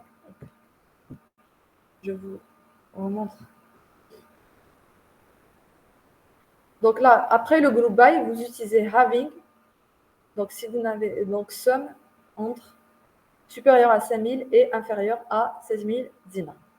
Si on l'avait déclaré ainsi, donc dans notre bloc PLSQL, c'est là qu'on va utiliser notre condition. Donc, qu'est-ce qu'on va faire dans le bloc PLSQL? Allez-y. Madame, excusez-moi, pourquoi il y a un moins entre des prix unités Là, en fait, c'est la même formule qu'on a utilisée dans le TP1. Donc, je reviens sur le modèle physique.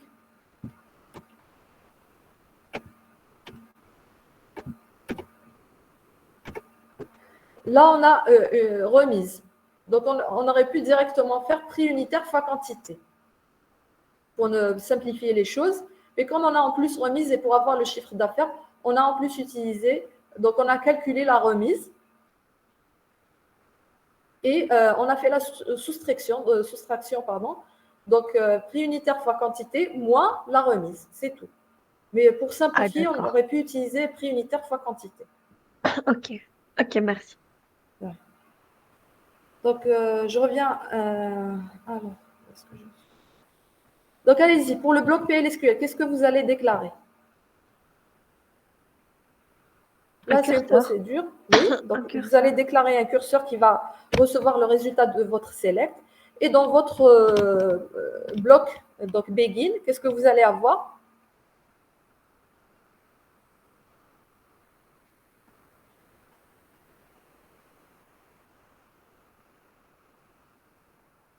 Dans votre begin, qu'est-ce que vous allez avoir?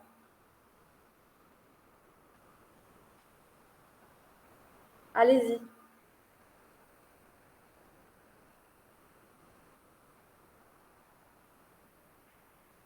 Allez-y, pour passer aux questions suivantes. Donc, dans le bloc begin, qu'est-ce qu'on va avoir?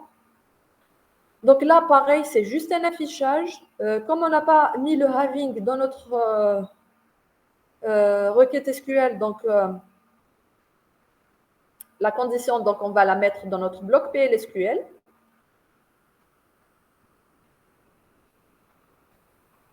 C'est ça, on fait un if dans notre bloc PLSQL.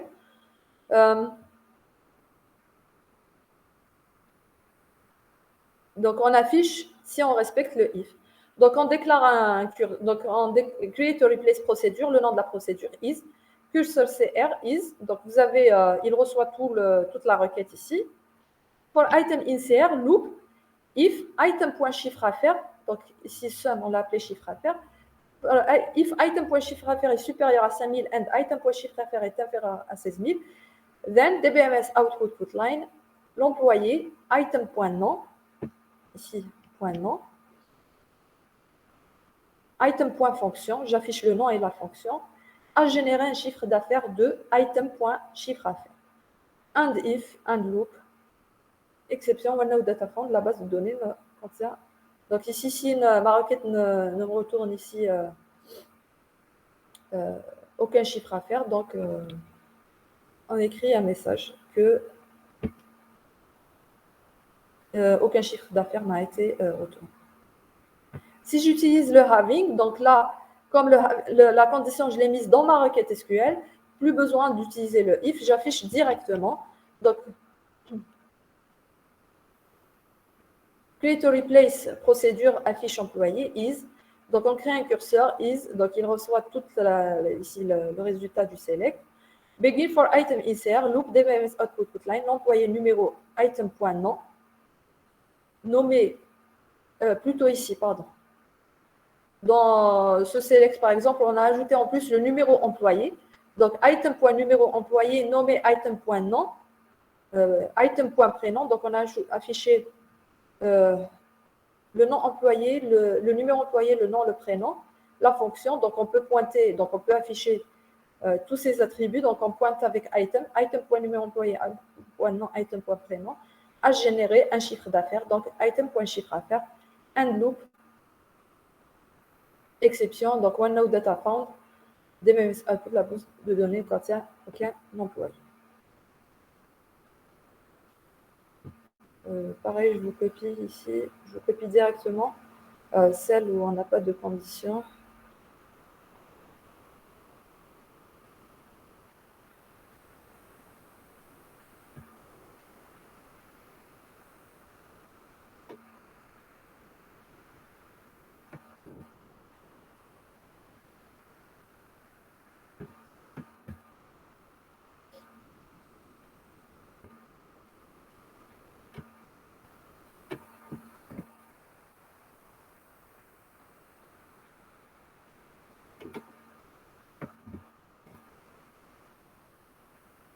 Pour l'exécuter, box execute affichage.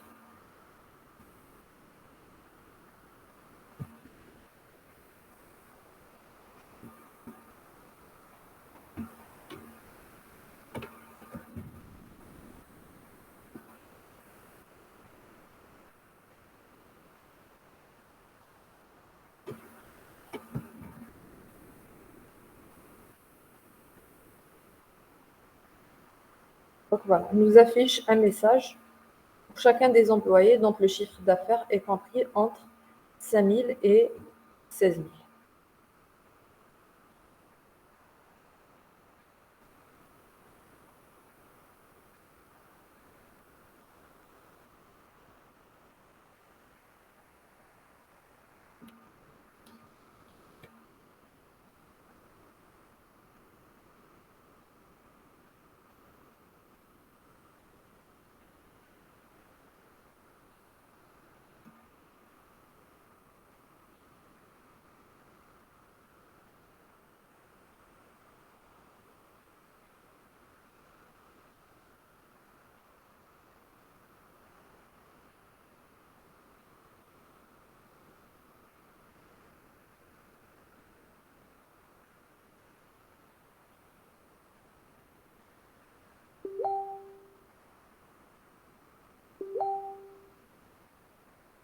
Donc là, si vous avez remarqué, à chaque fois, les traitements qu'on avait à faire, c'était soit des affichages, on a eu le delete. Donc, ce que je veux dire, c'est que dans votre bloc PSQL, vous pouvez avoir à modifier. Par exemple, on a vu ici sur les petits exemples qu'on a vus quand on a présenté PSQL, on avait par exemple à modifier le salaire d'un employé.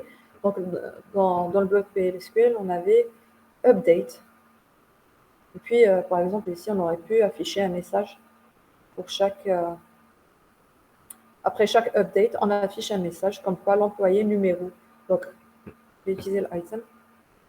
Donc, après chaque update, on affiche DBMS Output Line, donc l'employé, item. Comme on a ici un étoile, donc on peut utiliser item. Non employé, concaténation à le salaire maintenant, donc concaténation item. Point sale.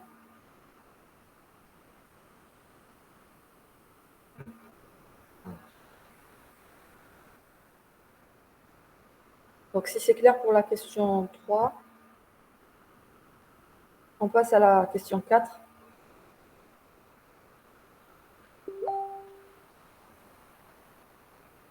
Donc, pour la question 4, c'est bon, vous avez fini avec la question 3?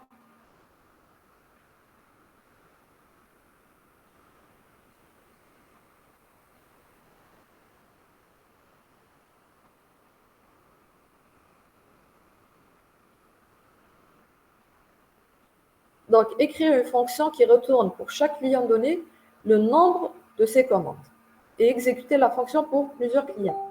Donc là, ce qu'on va faire, on va écrire une fonction et puis on va faire appel à cette fonction à partir d'un bloc PLSQL. Donc, d'abord, on va écrire, avant d'écrire la fonction, on va écrire la requête qui retourne pour chaque client donné le nombre de ses commandes. Donc, je passe bien ici. J'ai la table client, j'ai la table commande. Dans la table commande, j'ai code client qui fait référence à code client de client. Donc, pour chaque client, je veux avoir le nombre de ses commandes. Donc, quelle est la requête qui me permet d'afficher pour chaque client le nombre de commandes?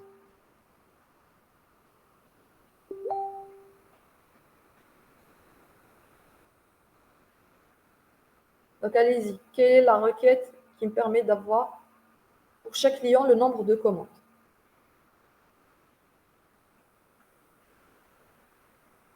D'accord. Vous êtes sur quelle question? D'accord. Pour les autres, c'est bon, vous êtes sur la 4?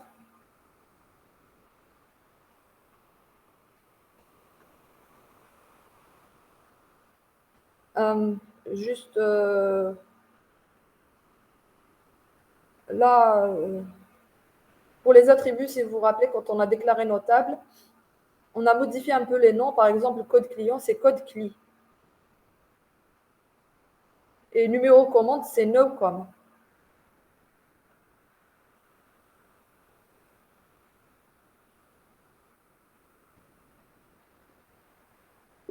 Allez-y. Donc, depuis le début, il n'y a que Ahlam qui participe avec moi et occasionnellement 2 ou 3 étudiants. Allez-y.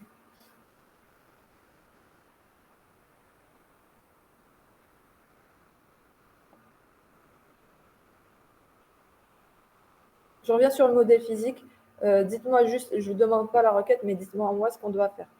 Pour chaque client, je dois afficher le nombre de commandes. Donc, On fait join avec client sur l'attribut, enfin code client avec code client. Enfin, c'est ça. voilà, donc vous allez avoir une jointure entre client et commande, et puis je vais avoir le nombre de commandes, donc c'est le count sur numéro de Oui. commande. Donc là, c'est juste une requête simple qui me permet d'avoir pour chaque client, donc j'y vais de manière progressive pour ne pas aller vite. Donc là, je vais afficher par exemple le nom du client et les numéros de commande, plutôt le nombre de commandes pour chaque client. Et vous avez bien sûr, comme on a un count, donc plutôt un select et un count, donc group by, et vous récupérez ce qu'il y a dans votre select. From client CL, commande C, et where code client égale à code client de commande et client. moi, je veux avoir maintenant donc, une fonction. Qu'est-ce qu'on nous dit? On nous dit une fonction qui retourne pour chaque client donné le nombre de ses commandes. Donc, qu'est-ce que ça veut dire? Pour chaque client donné. Donc, cette fonction, elle va avoir en entrée quoi? Donc, on lui donne un client et elle me retourne le nombre de commandes.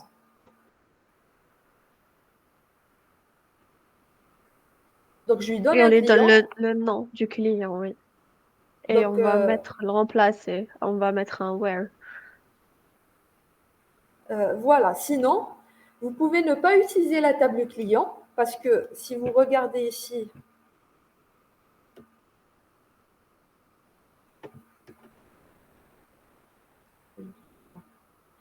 dans votre table commande, vous avez code client, vous avez numéro commande.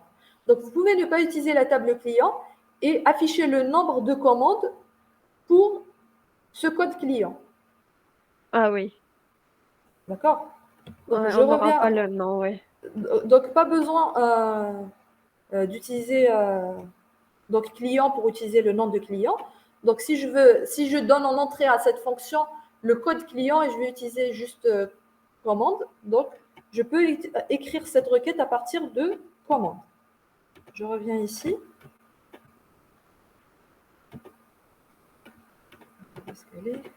Donc, je suis toujours pour le moment, toujours sur la requête. Donc, à partir de la table commande, j'affiche le nombre de commandes pour ce code client.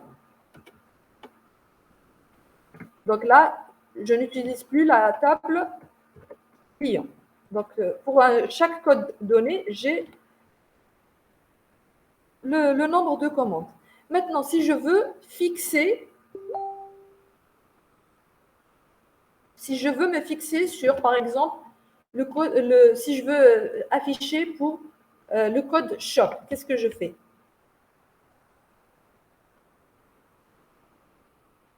Je suis toujours sur ma requête SQL. Hein. Where code client égale shop. C'est ça, c'est ça. Donc, je reprends cette même requête.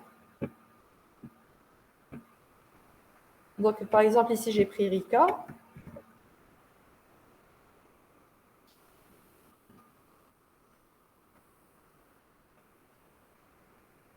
Maintenant, je reste sur cette requête. Là, je précise ici. Moi, dans ma fonction, ce code client, je vais le lui donner en entrée. D'accord? Donc, dans ma requête, pas besoin de mettre le select code client. Parce que dans ma fonction, je lui donne en entrée le code client. Elle doit me retourner le nombre de commandes. Donc, pour avoir ici le nombre de commandes, je vais exécuter directement select count numéro commande. Ici, je prends par exemple ici, where code client égale à Rika.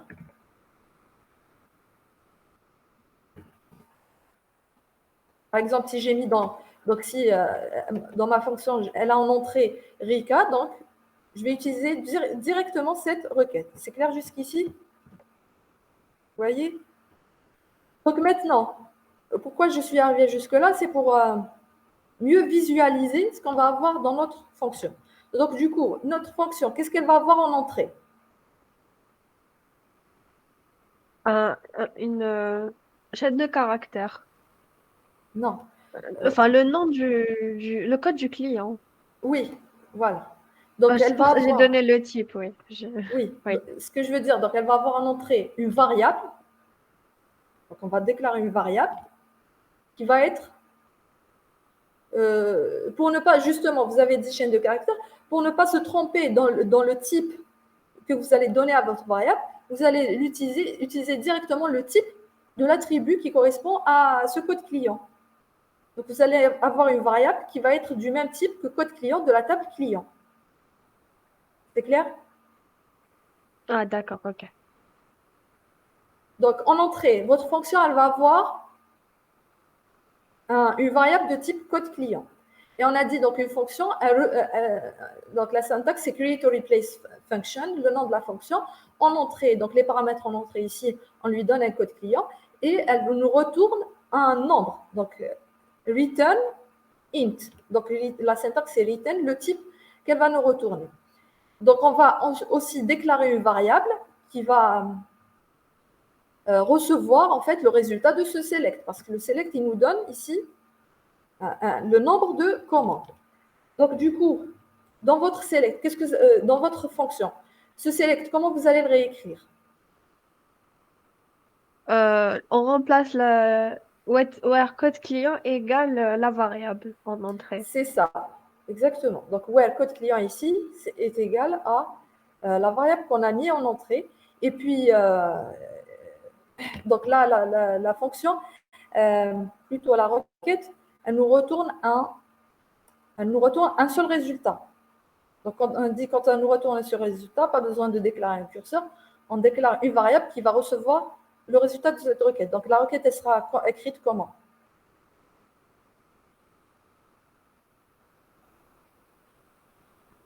Donc, ici, Pardon? qu'est-ce qu'on va mettre? Pardon, Dans votre excusez-moi, j'ai select, pas entendu. Oui? on a dit, donc, quand on a un select qui retourne un seul résultat, pas besoin d'utiliser un curseur. On peut Oui. déclarer une variable qui va recevoir le résultat de ce select. Donc, Hmm. du coup, ici, on déclare une variable qui va être du même type que retourne la fonction et que retourne le select. Donc, dans notre select, on a dit dans le where, code client égal au code qu'on a mis en entrée, à la variable qu'on a mis en entrée. Et ici, qu'est-ce qu'on va mettre? Select count numéro commande. Qu'est-ce qu'on va mettre? On va fetch into... Pas, Oui, pardon, oui. As number, oui. Comme ça, on pourra... pas as. On a dit, on utilise Pas as. into. Into, fetch into variable. Non, plus de fetch. Fetch, c'est pour les curseurs.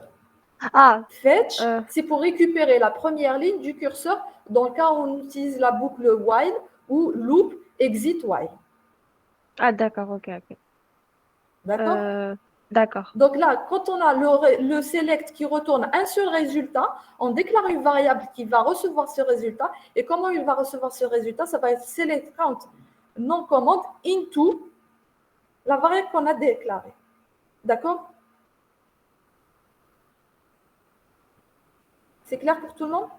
Oui. Donc, si votre select retourne plusieurs résultats, vous déclarez un curseur. S'il retourne un seul résultat, comme ici, il retourne un nombre, donc vous déclarez une variable du même type que le select ici, qui va être aussi du même type que ce que retourne la fonction, parce qu'elle retourne ici un nombre de communs, et vous faites select, ce que vous avez dans ce select, into, donc vous mettez le résultat de ce select into votre variable.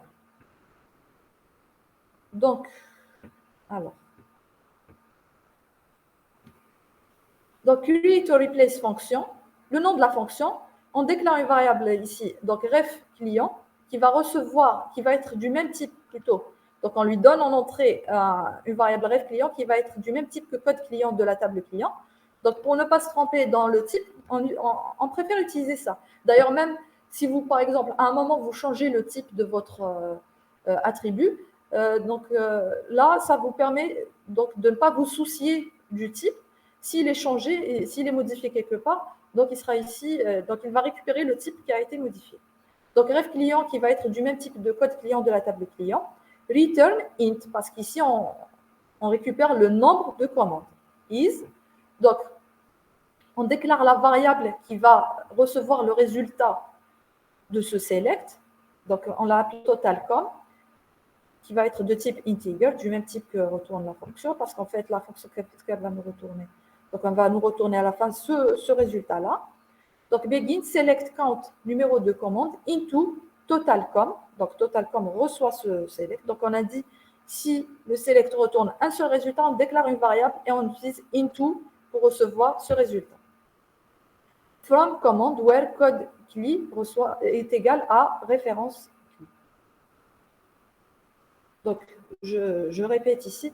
Donc, ici, on a déclaré une seule variable parce que le select retourne un seul résultat. Par exemple, dans la procédure ici, comme notre requête, pour les besoins de notre requête, elle retourne plusieurs lignes, on a dû déclarer un curseur qui reçoit le résultat de tous ces, qui reçoit le résultat de ces selects. Donc, je reviens sur ma fonction. Une fois qu'on a déclaré, donc, que total.com reçoit ce résultat, on retourne, donc return total.com. Donc, on a dit la fonction, elle doit avoir le return. Donc, return total.com and nom de fonction point virgule et slash. Donc maintenant, pour exécuter cette fonction, on va faire appel à un bloc PLSQL et où on affiche un message pour à chaque fois qu'on calcule le nombre de commandes d'un client. Donc, on déclare ici un bloc PLSQL simple. Donc, pour afficher un message pour chacun des clients, donc on va devoir. Donc, je veux afficher pour chacun des clients. Donc, ici, la fonction, qu'est-ce qu'elle fait? Elle affiche le nombre, elle calcule le nombre de commandes pour un client donné. Donc, ici, elle a en entrée un seul client. Moi, je veux les faire pour plusieurs clients. Donc, en fait, vous auriez pu soit mettre execute fonction, donc soit execute le nom de la fonction et vous lui donnez ici en entrée votre code et elle vous l'exécute. Moi, je veux le faire pour tous les clients.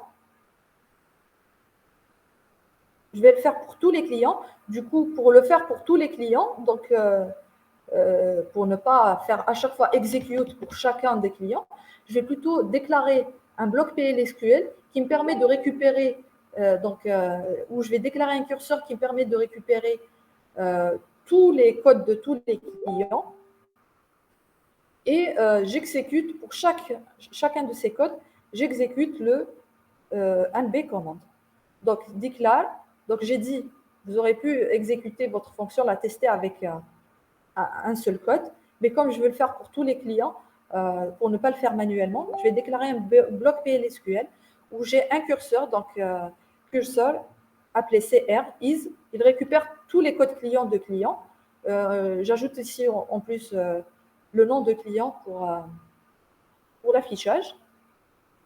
Donc, dans mon bloc begin, je vais parcourir chaque ligne du curseur, donc chaque code client. Pour item ICR, loop, DBMS output line, le client. Ici, par contre, si vous faites le execute, il vous affiche juste le numéro, hein, le nom de. Il vous retourne juste le nombre de code. commandes. Voilà, Ah, le nombre de commandes. Elle ne retourne ah, pas la d'accord. fonction, elle retourne le nombre de commandes. Il ne va pas vous afficher un message. Donc, pour afficher un message, donc. Pareil, vous auriez pu afficher un message aussi dans votre fonction. Hein. Donc, tout ça, c'est. Bref, donc je disais, pour afficher, donc pour tous les clients, on déclare un curseur pour récupérer tous les clients. Et puis, pour chaque client, j'affiche un message. Donc, DBMS output line, le client, item.société, société, j'affiche ici juste société, j'aurais pu afficher le client, à passer. Donc, je fais appel ici à ma fonction NB commande. Donc, je calcule le nombre de commandes. Et comment je calcule ici? Qu'est-ce qu'elle va voir en entrée, la fonction? Elle va Le voir, code. voilà, le code de chaque curseur, de chaque ligne du curseur. Donc, pour faire référence à chaque ligne du curseur, donc c'est item.code client et commande. End loop, exception, si la base ne contient, ne contient aucun client, when no data found, la base de données ne contient aucun client. Donc, comme ça. Donc, on a d'abord déclaré une fonction qui va avoir en entrée un code client. On n'a pas fait d'affichage, on n'a rien fait parce qu'on avait prévu de le faire dans un bloc PLSQL. Donc là, ici, le traitement se fait pour un code en particulier. Si je veux l'afficher pour plusieurs codes, donc soit vous exécutez votre fonction et vous lui mettez en paramètre le code pour lequel vous voulez exécuter, pour lequel vous voulez afficher le nombre de commandes, soit vous déclarez un bloc PLSQL qui va sélectionner tous les codes clients, donc parcourir chaque code client. Donc pour cela, on déclare un curseur. Et pour chaque ligne du curseur, on affiche le nombre de commandes, donc en utilisant item.code. Je regarde juste si j'ai tout pris.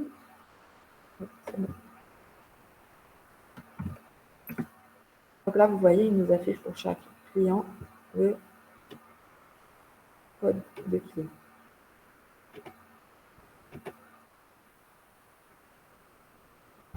C'était clair pour cette question? Oui. Pour les autres? Bon, il est déjà 10 heures. Ce que je voulais vous dire avant de parler de la dernière question, parce qu'en fait, avec ce groupe, vous avez une séance en moins. Donc, on avait démarré quand on nous avait donc affecté les salles de TP, mais le groupe, c'est quel groupe là? C'est groupe 2, c'est ça? Groupe 1. Essentiel. L'autre groupe, il se retrouve avec une séance en plus. Donc, du coup, la semaine prochaine, qui va être la dernière semaine avant les vacances, avec l'autre groupe, on va pouvoir faire les triggers. Et j'avais prévu à la rentrée de passer au TD. Donc, du coup, ce qu'on va faire, c'est avec ce groupe. D'ailleurs, le délégué, il est normalement dans ce groupe. Vous allez vous trouver une séance la semaine prochaine. D'ailleurs, si avec l'autre groupe, je ne termine pas le TP Trigger, donc ça sera une séance soit pour ce groupe, soit pour toute la section, où on va faire le TP Trigger. D'accord? Donc, une séance en ligne, hein, je parle en ligne. Donc, la semaine prochaine, ce sera le TP présentiel pour le groupe 2, où on va finir, parce qu'en fait, par contre, l'avantage, c'est que comme j'ai commencé le TP avec eux, avec vous, j'avance plus rapidement. Donc, par exemple, le TP1, on l'avait fait en 2 séances, avec vous, je l'ai fait en une seule séance. Donc, avec l'autre groupe, on va finir le TP PLSQL à la première heure. À la deuxième heure, on va entamer le TP sur les triggers. Et je suppose qu'on ne pourra pas le finir, donc ça sera certainement une séance pour toute la section où on va faire le TP trigger. D'ailleurs, en cours, s'il vous plaît, où est-ce que vous êtes arrivé?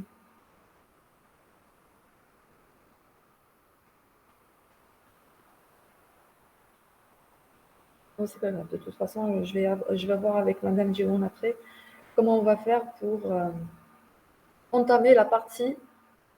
Ah, très bien. Donc, du coup, si vous êtes arrivé au trigger, donc il faudrait qu'on les termine avant les vacances, pouvoir faire, donc on fera certainement, donc on ferait certainement en cours en moins les B-arbres et les transactions. Donc pareil, on va devoir certainement, puisque ça va être à la rentrée, il y aura 2 séances, une séance pour le groupe 1, une séance pour le groupe 2. Donc on va faire les B-arbres et les transactions. Et donc la première heure, les B-arbres sont simples, donc ça va nous suffire pour faire les B-arbres, mais les transactions, ça va prendre du temps. Donc ce sera pour être au même niveau. Donc avec les 2 groupes à la rentrée, on va faire B-arbres et transactions. Mais 1 heure ne suffira pas pour les transactions. Donc, à la deuxième semaine, quand j'aurai fini avec l'autre groupe, on va devoir programmer une autre séance en ligne pour finir le TD sur les transactions. C'est des séances supplémentaires en ligne, oui. Donc, je vous explique. Dimanche prochain, avec le groupe 2, je vais finir le TP SQL. Là, je l'ai pratiquement fini avec vous. Ensuite, on entamera le TP Trigger. Et comme avec vous, on n'aura pas le temps d'entamer le TP Trigger en présentiel, on va devoir programmer la semaine prochaine une séance en ligne pour faire les triggers. D'accord?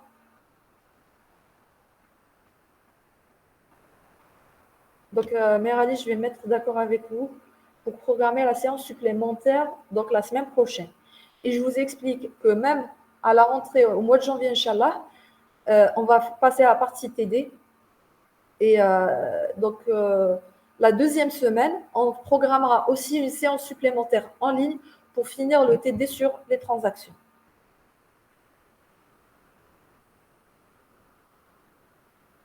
Très bien. Donc, pour la dernière question, donc on n'aura pas le temps de la faire, je vais juste l'expliquer rapidement. Donc, on nous dit créer une procédure qui permet d'ajouter une commande à partir de tous les attributs nécessaires. N'oubliez pas de vérifier l'unicité de la clé et l'existence de la clé étrangère vers les tables références, afficher le message d'erreur en cas de problème. Donc ici, en fait, ce qu'on va faire, c'est une sorte de insert into. Donc on va déclarer une procédure qui va avoir en entrée tous les attributs de la table commande et déclarer des variables qui vont recevoir donc chacune de ces qui vont nous permettre pour les tests et chacun de ces attributs. Donc on va faire un insert into commande et Donc, donc insert into command. Donc là dans les valeurs, vous allez mettre les valeurs que vous allez les avoir en entrée de votre procédure. Et puis, pour chaque valeur de votre procédure, vous allez tester d'abord si elle n'est pas nulle, parce qu'on vous demande de tester si elle n'est pas nulle. Donc, une commande donc,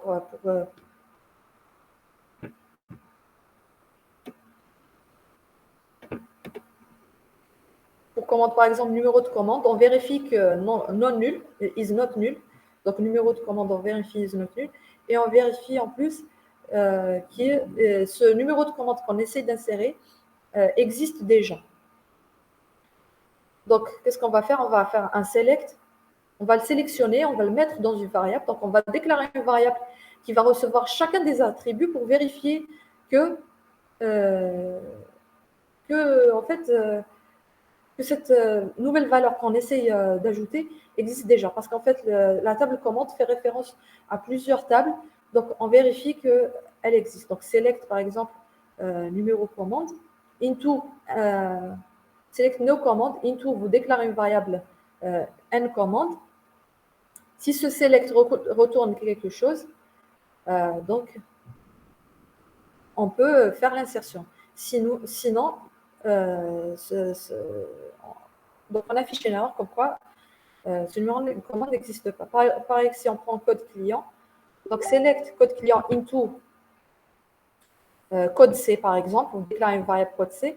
Si elle vous retourne quelque chose, donc c'est bon, l'insertion peut se faire. Sinon, vous affichez une erreur, etc. Donc, il y a aussi il y a le check. On avait déclaré que, par exemple, que date commande doit être inférieure à date commande, date envoi. Donc, il faut tester tous ces checks-là. Et puis, à la fin, une fois que vous avez testé le note nul, que l'attribut que vous essayez, plutôt la valeur que vous essayez d'ajouter existe dans la table référence, il faut aussi tester que cette ligne que vous essayez d'ajouter, elle est unique. Donc, elle n'existe pas déjà dans la table. Voilà. Donc, alors là, je ne l'ai pas encore faite. J'ai un exemple de l'année passée, je vais vous montrer rapidement. Puis, exercez-vous seul et je vous le ferai aussi et je vous l'enverrai. Alors.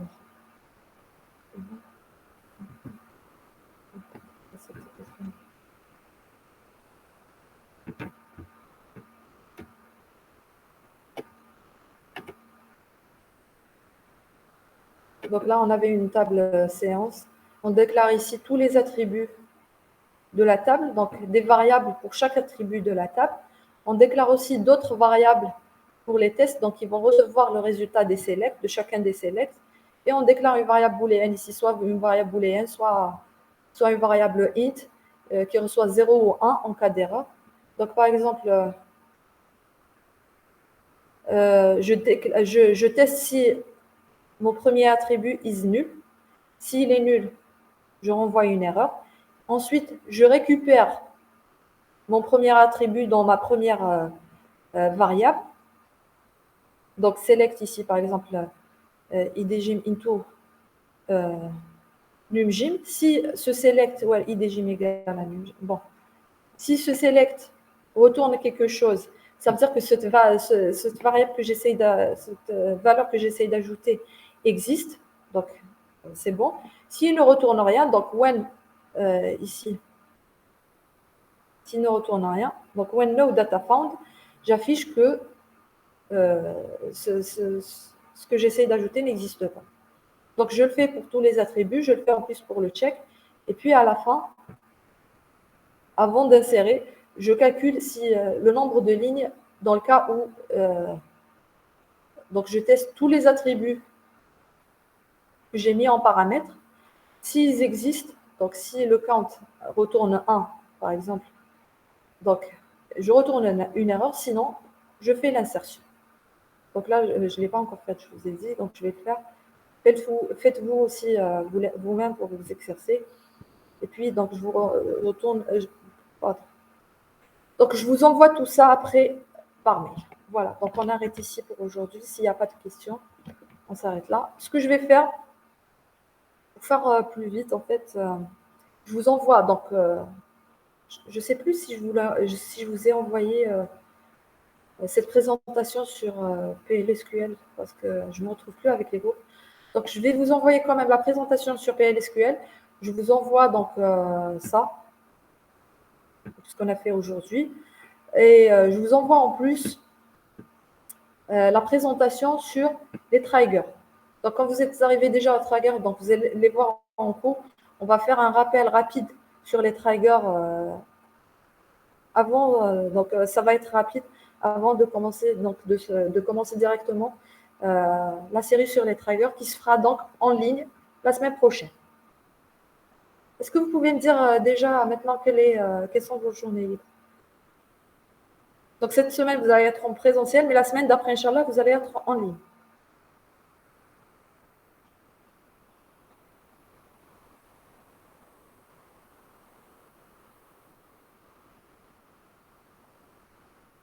Bon, si vous avez un TP après, je vous libère, on s'entendra après pour la journée libre pour programmer le TP Trigger, d'accord?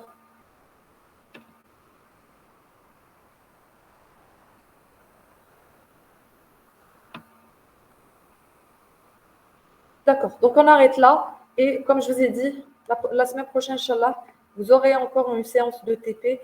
Elle sera certainement pour toute la section. Ça sera le TP sur Trigger et je vous envoie donc tout ce qu'on a fait aujourd'hui, en plus de la présentation sur les triggers et la série sur les triggers. Allez, au revoir et bonne journée.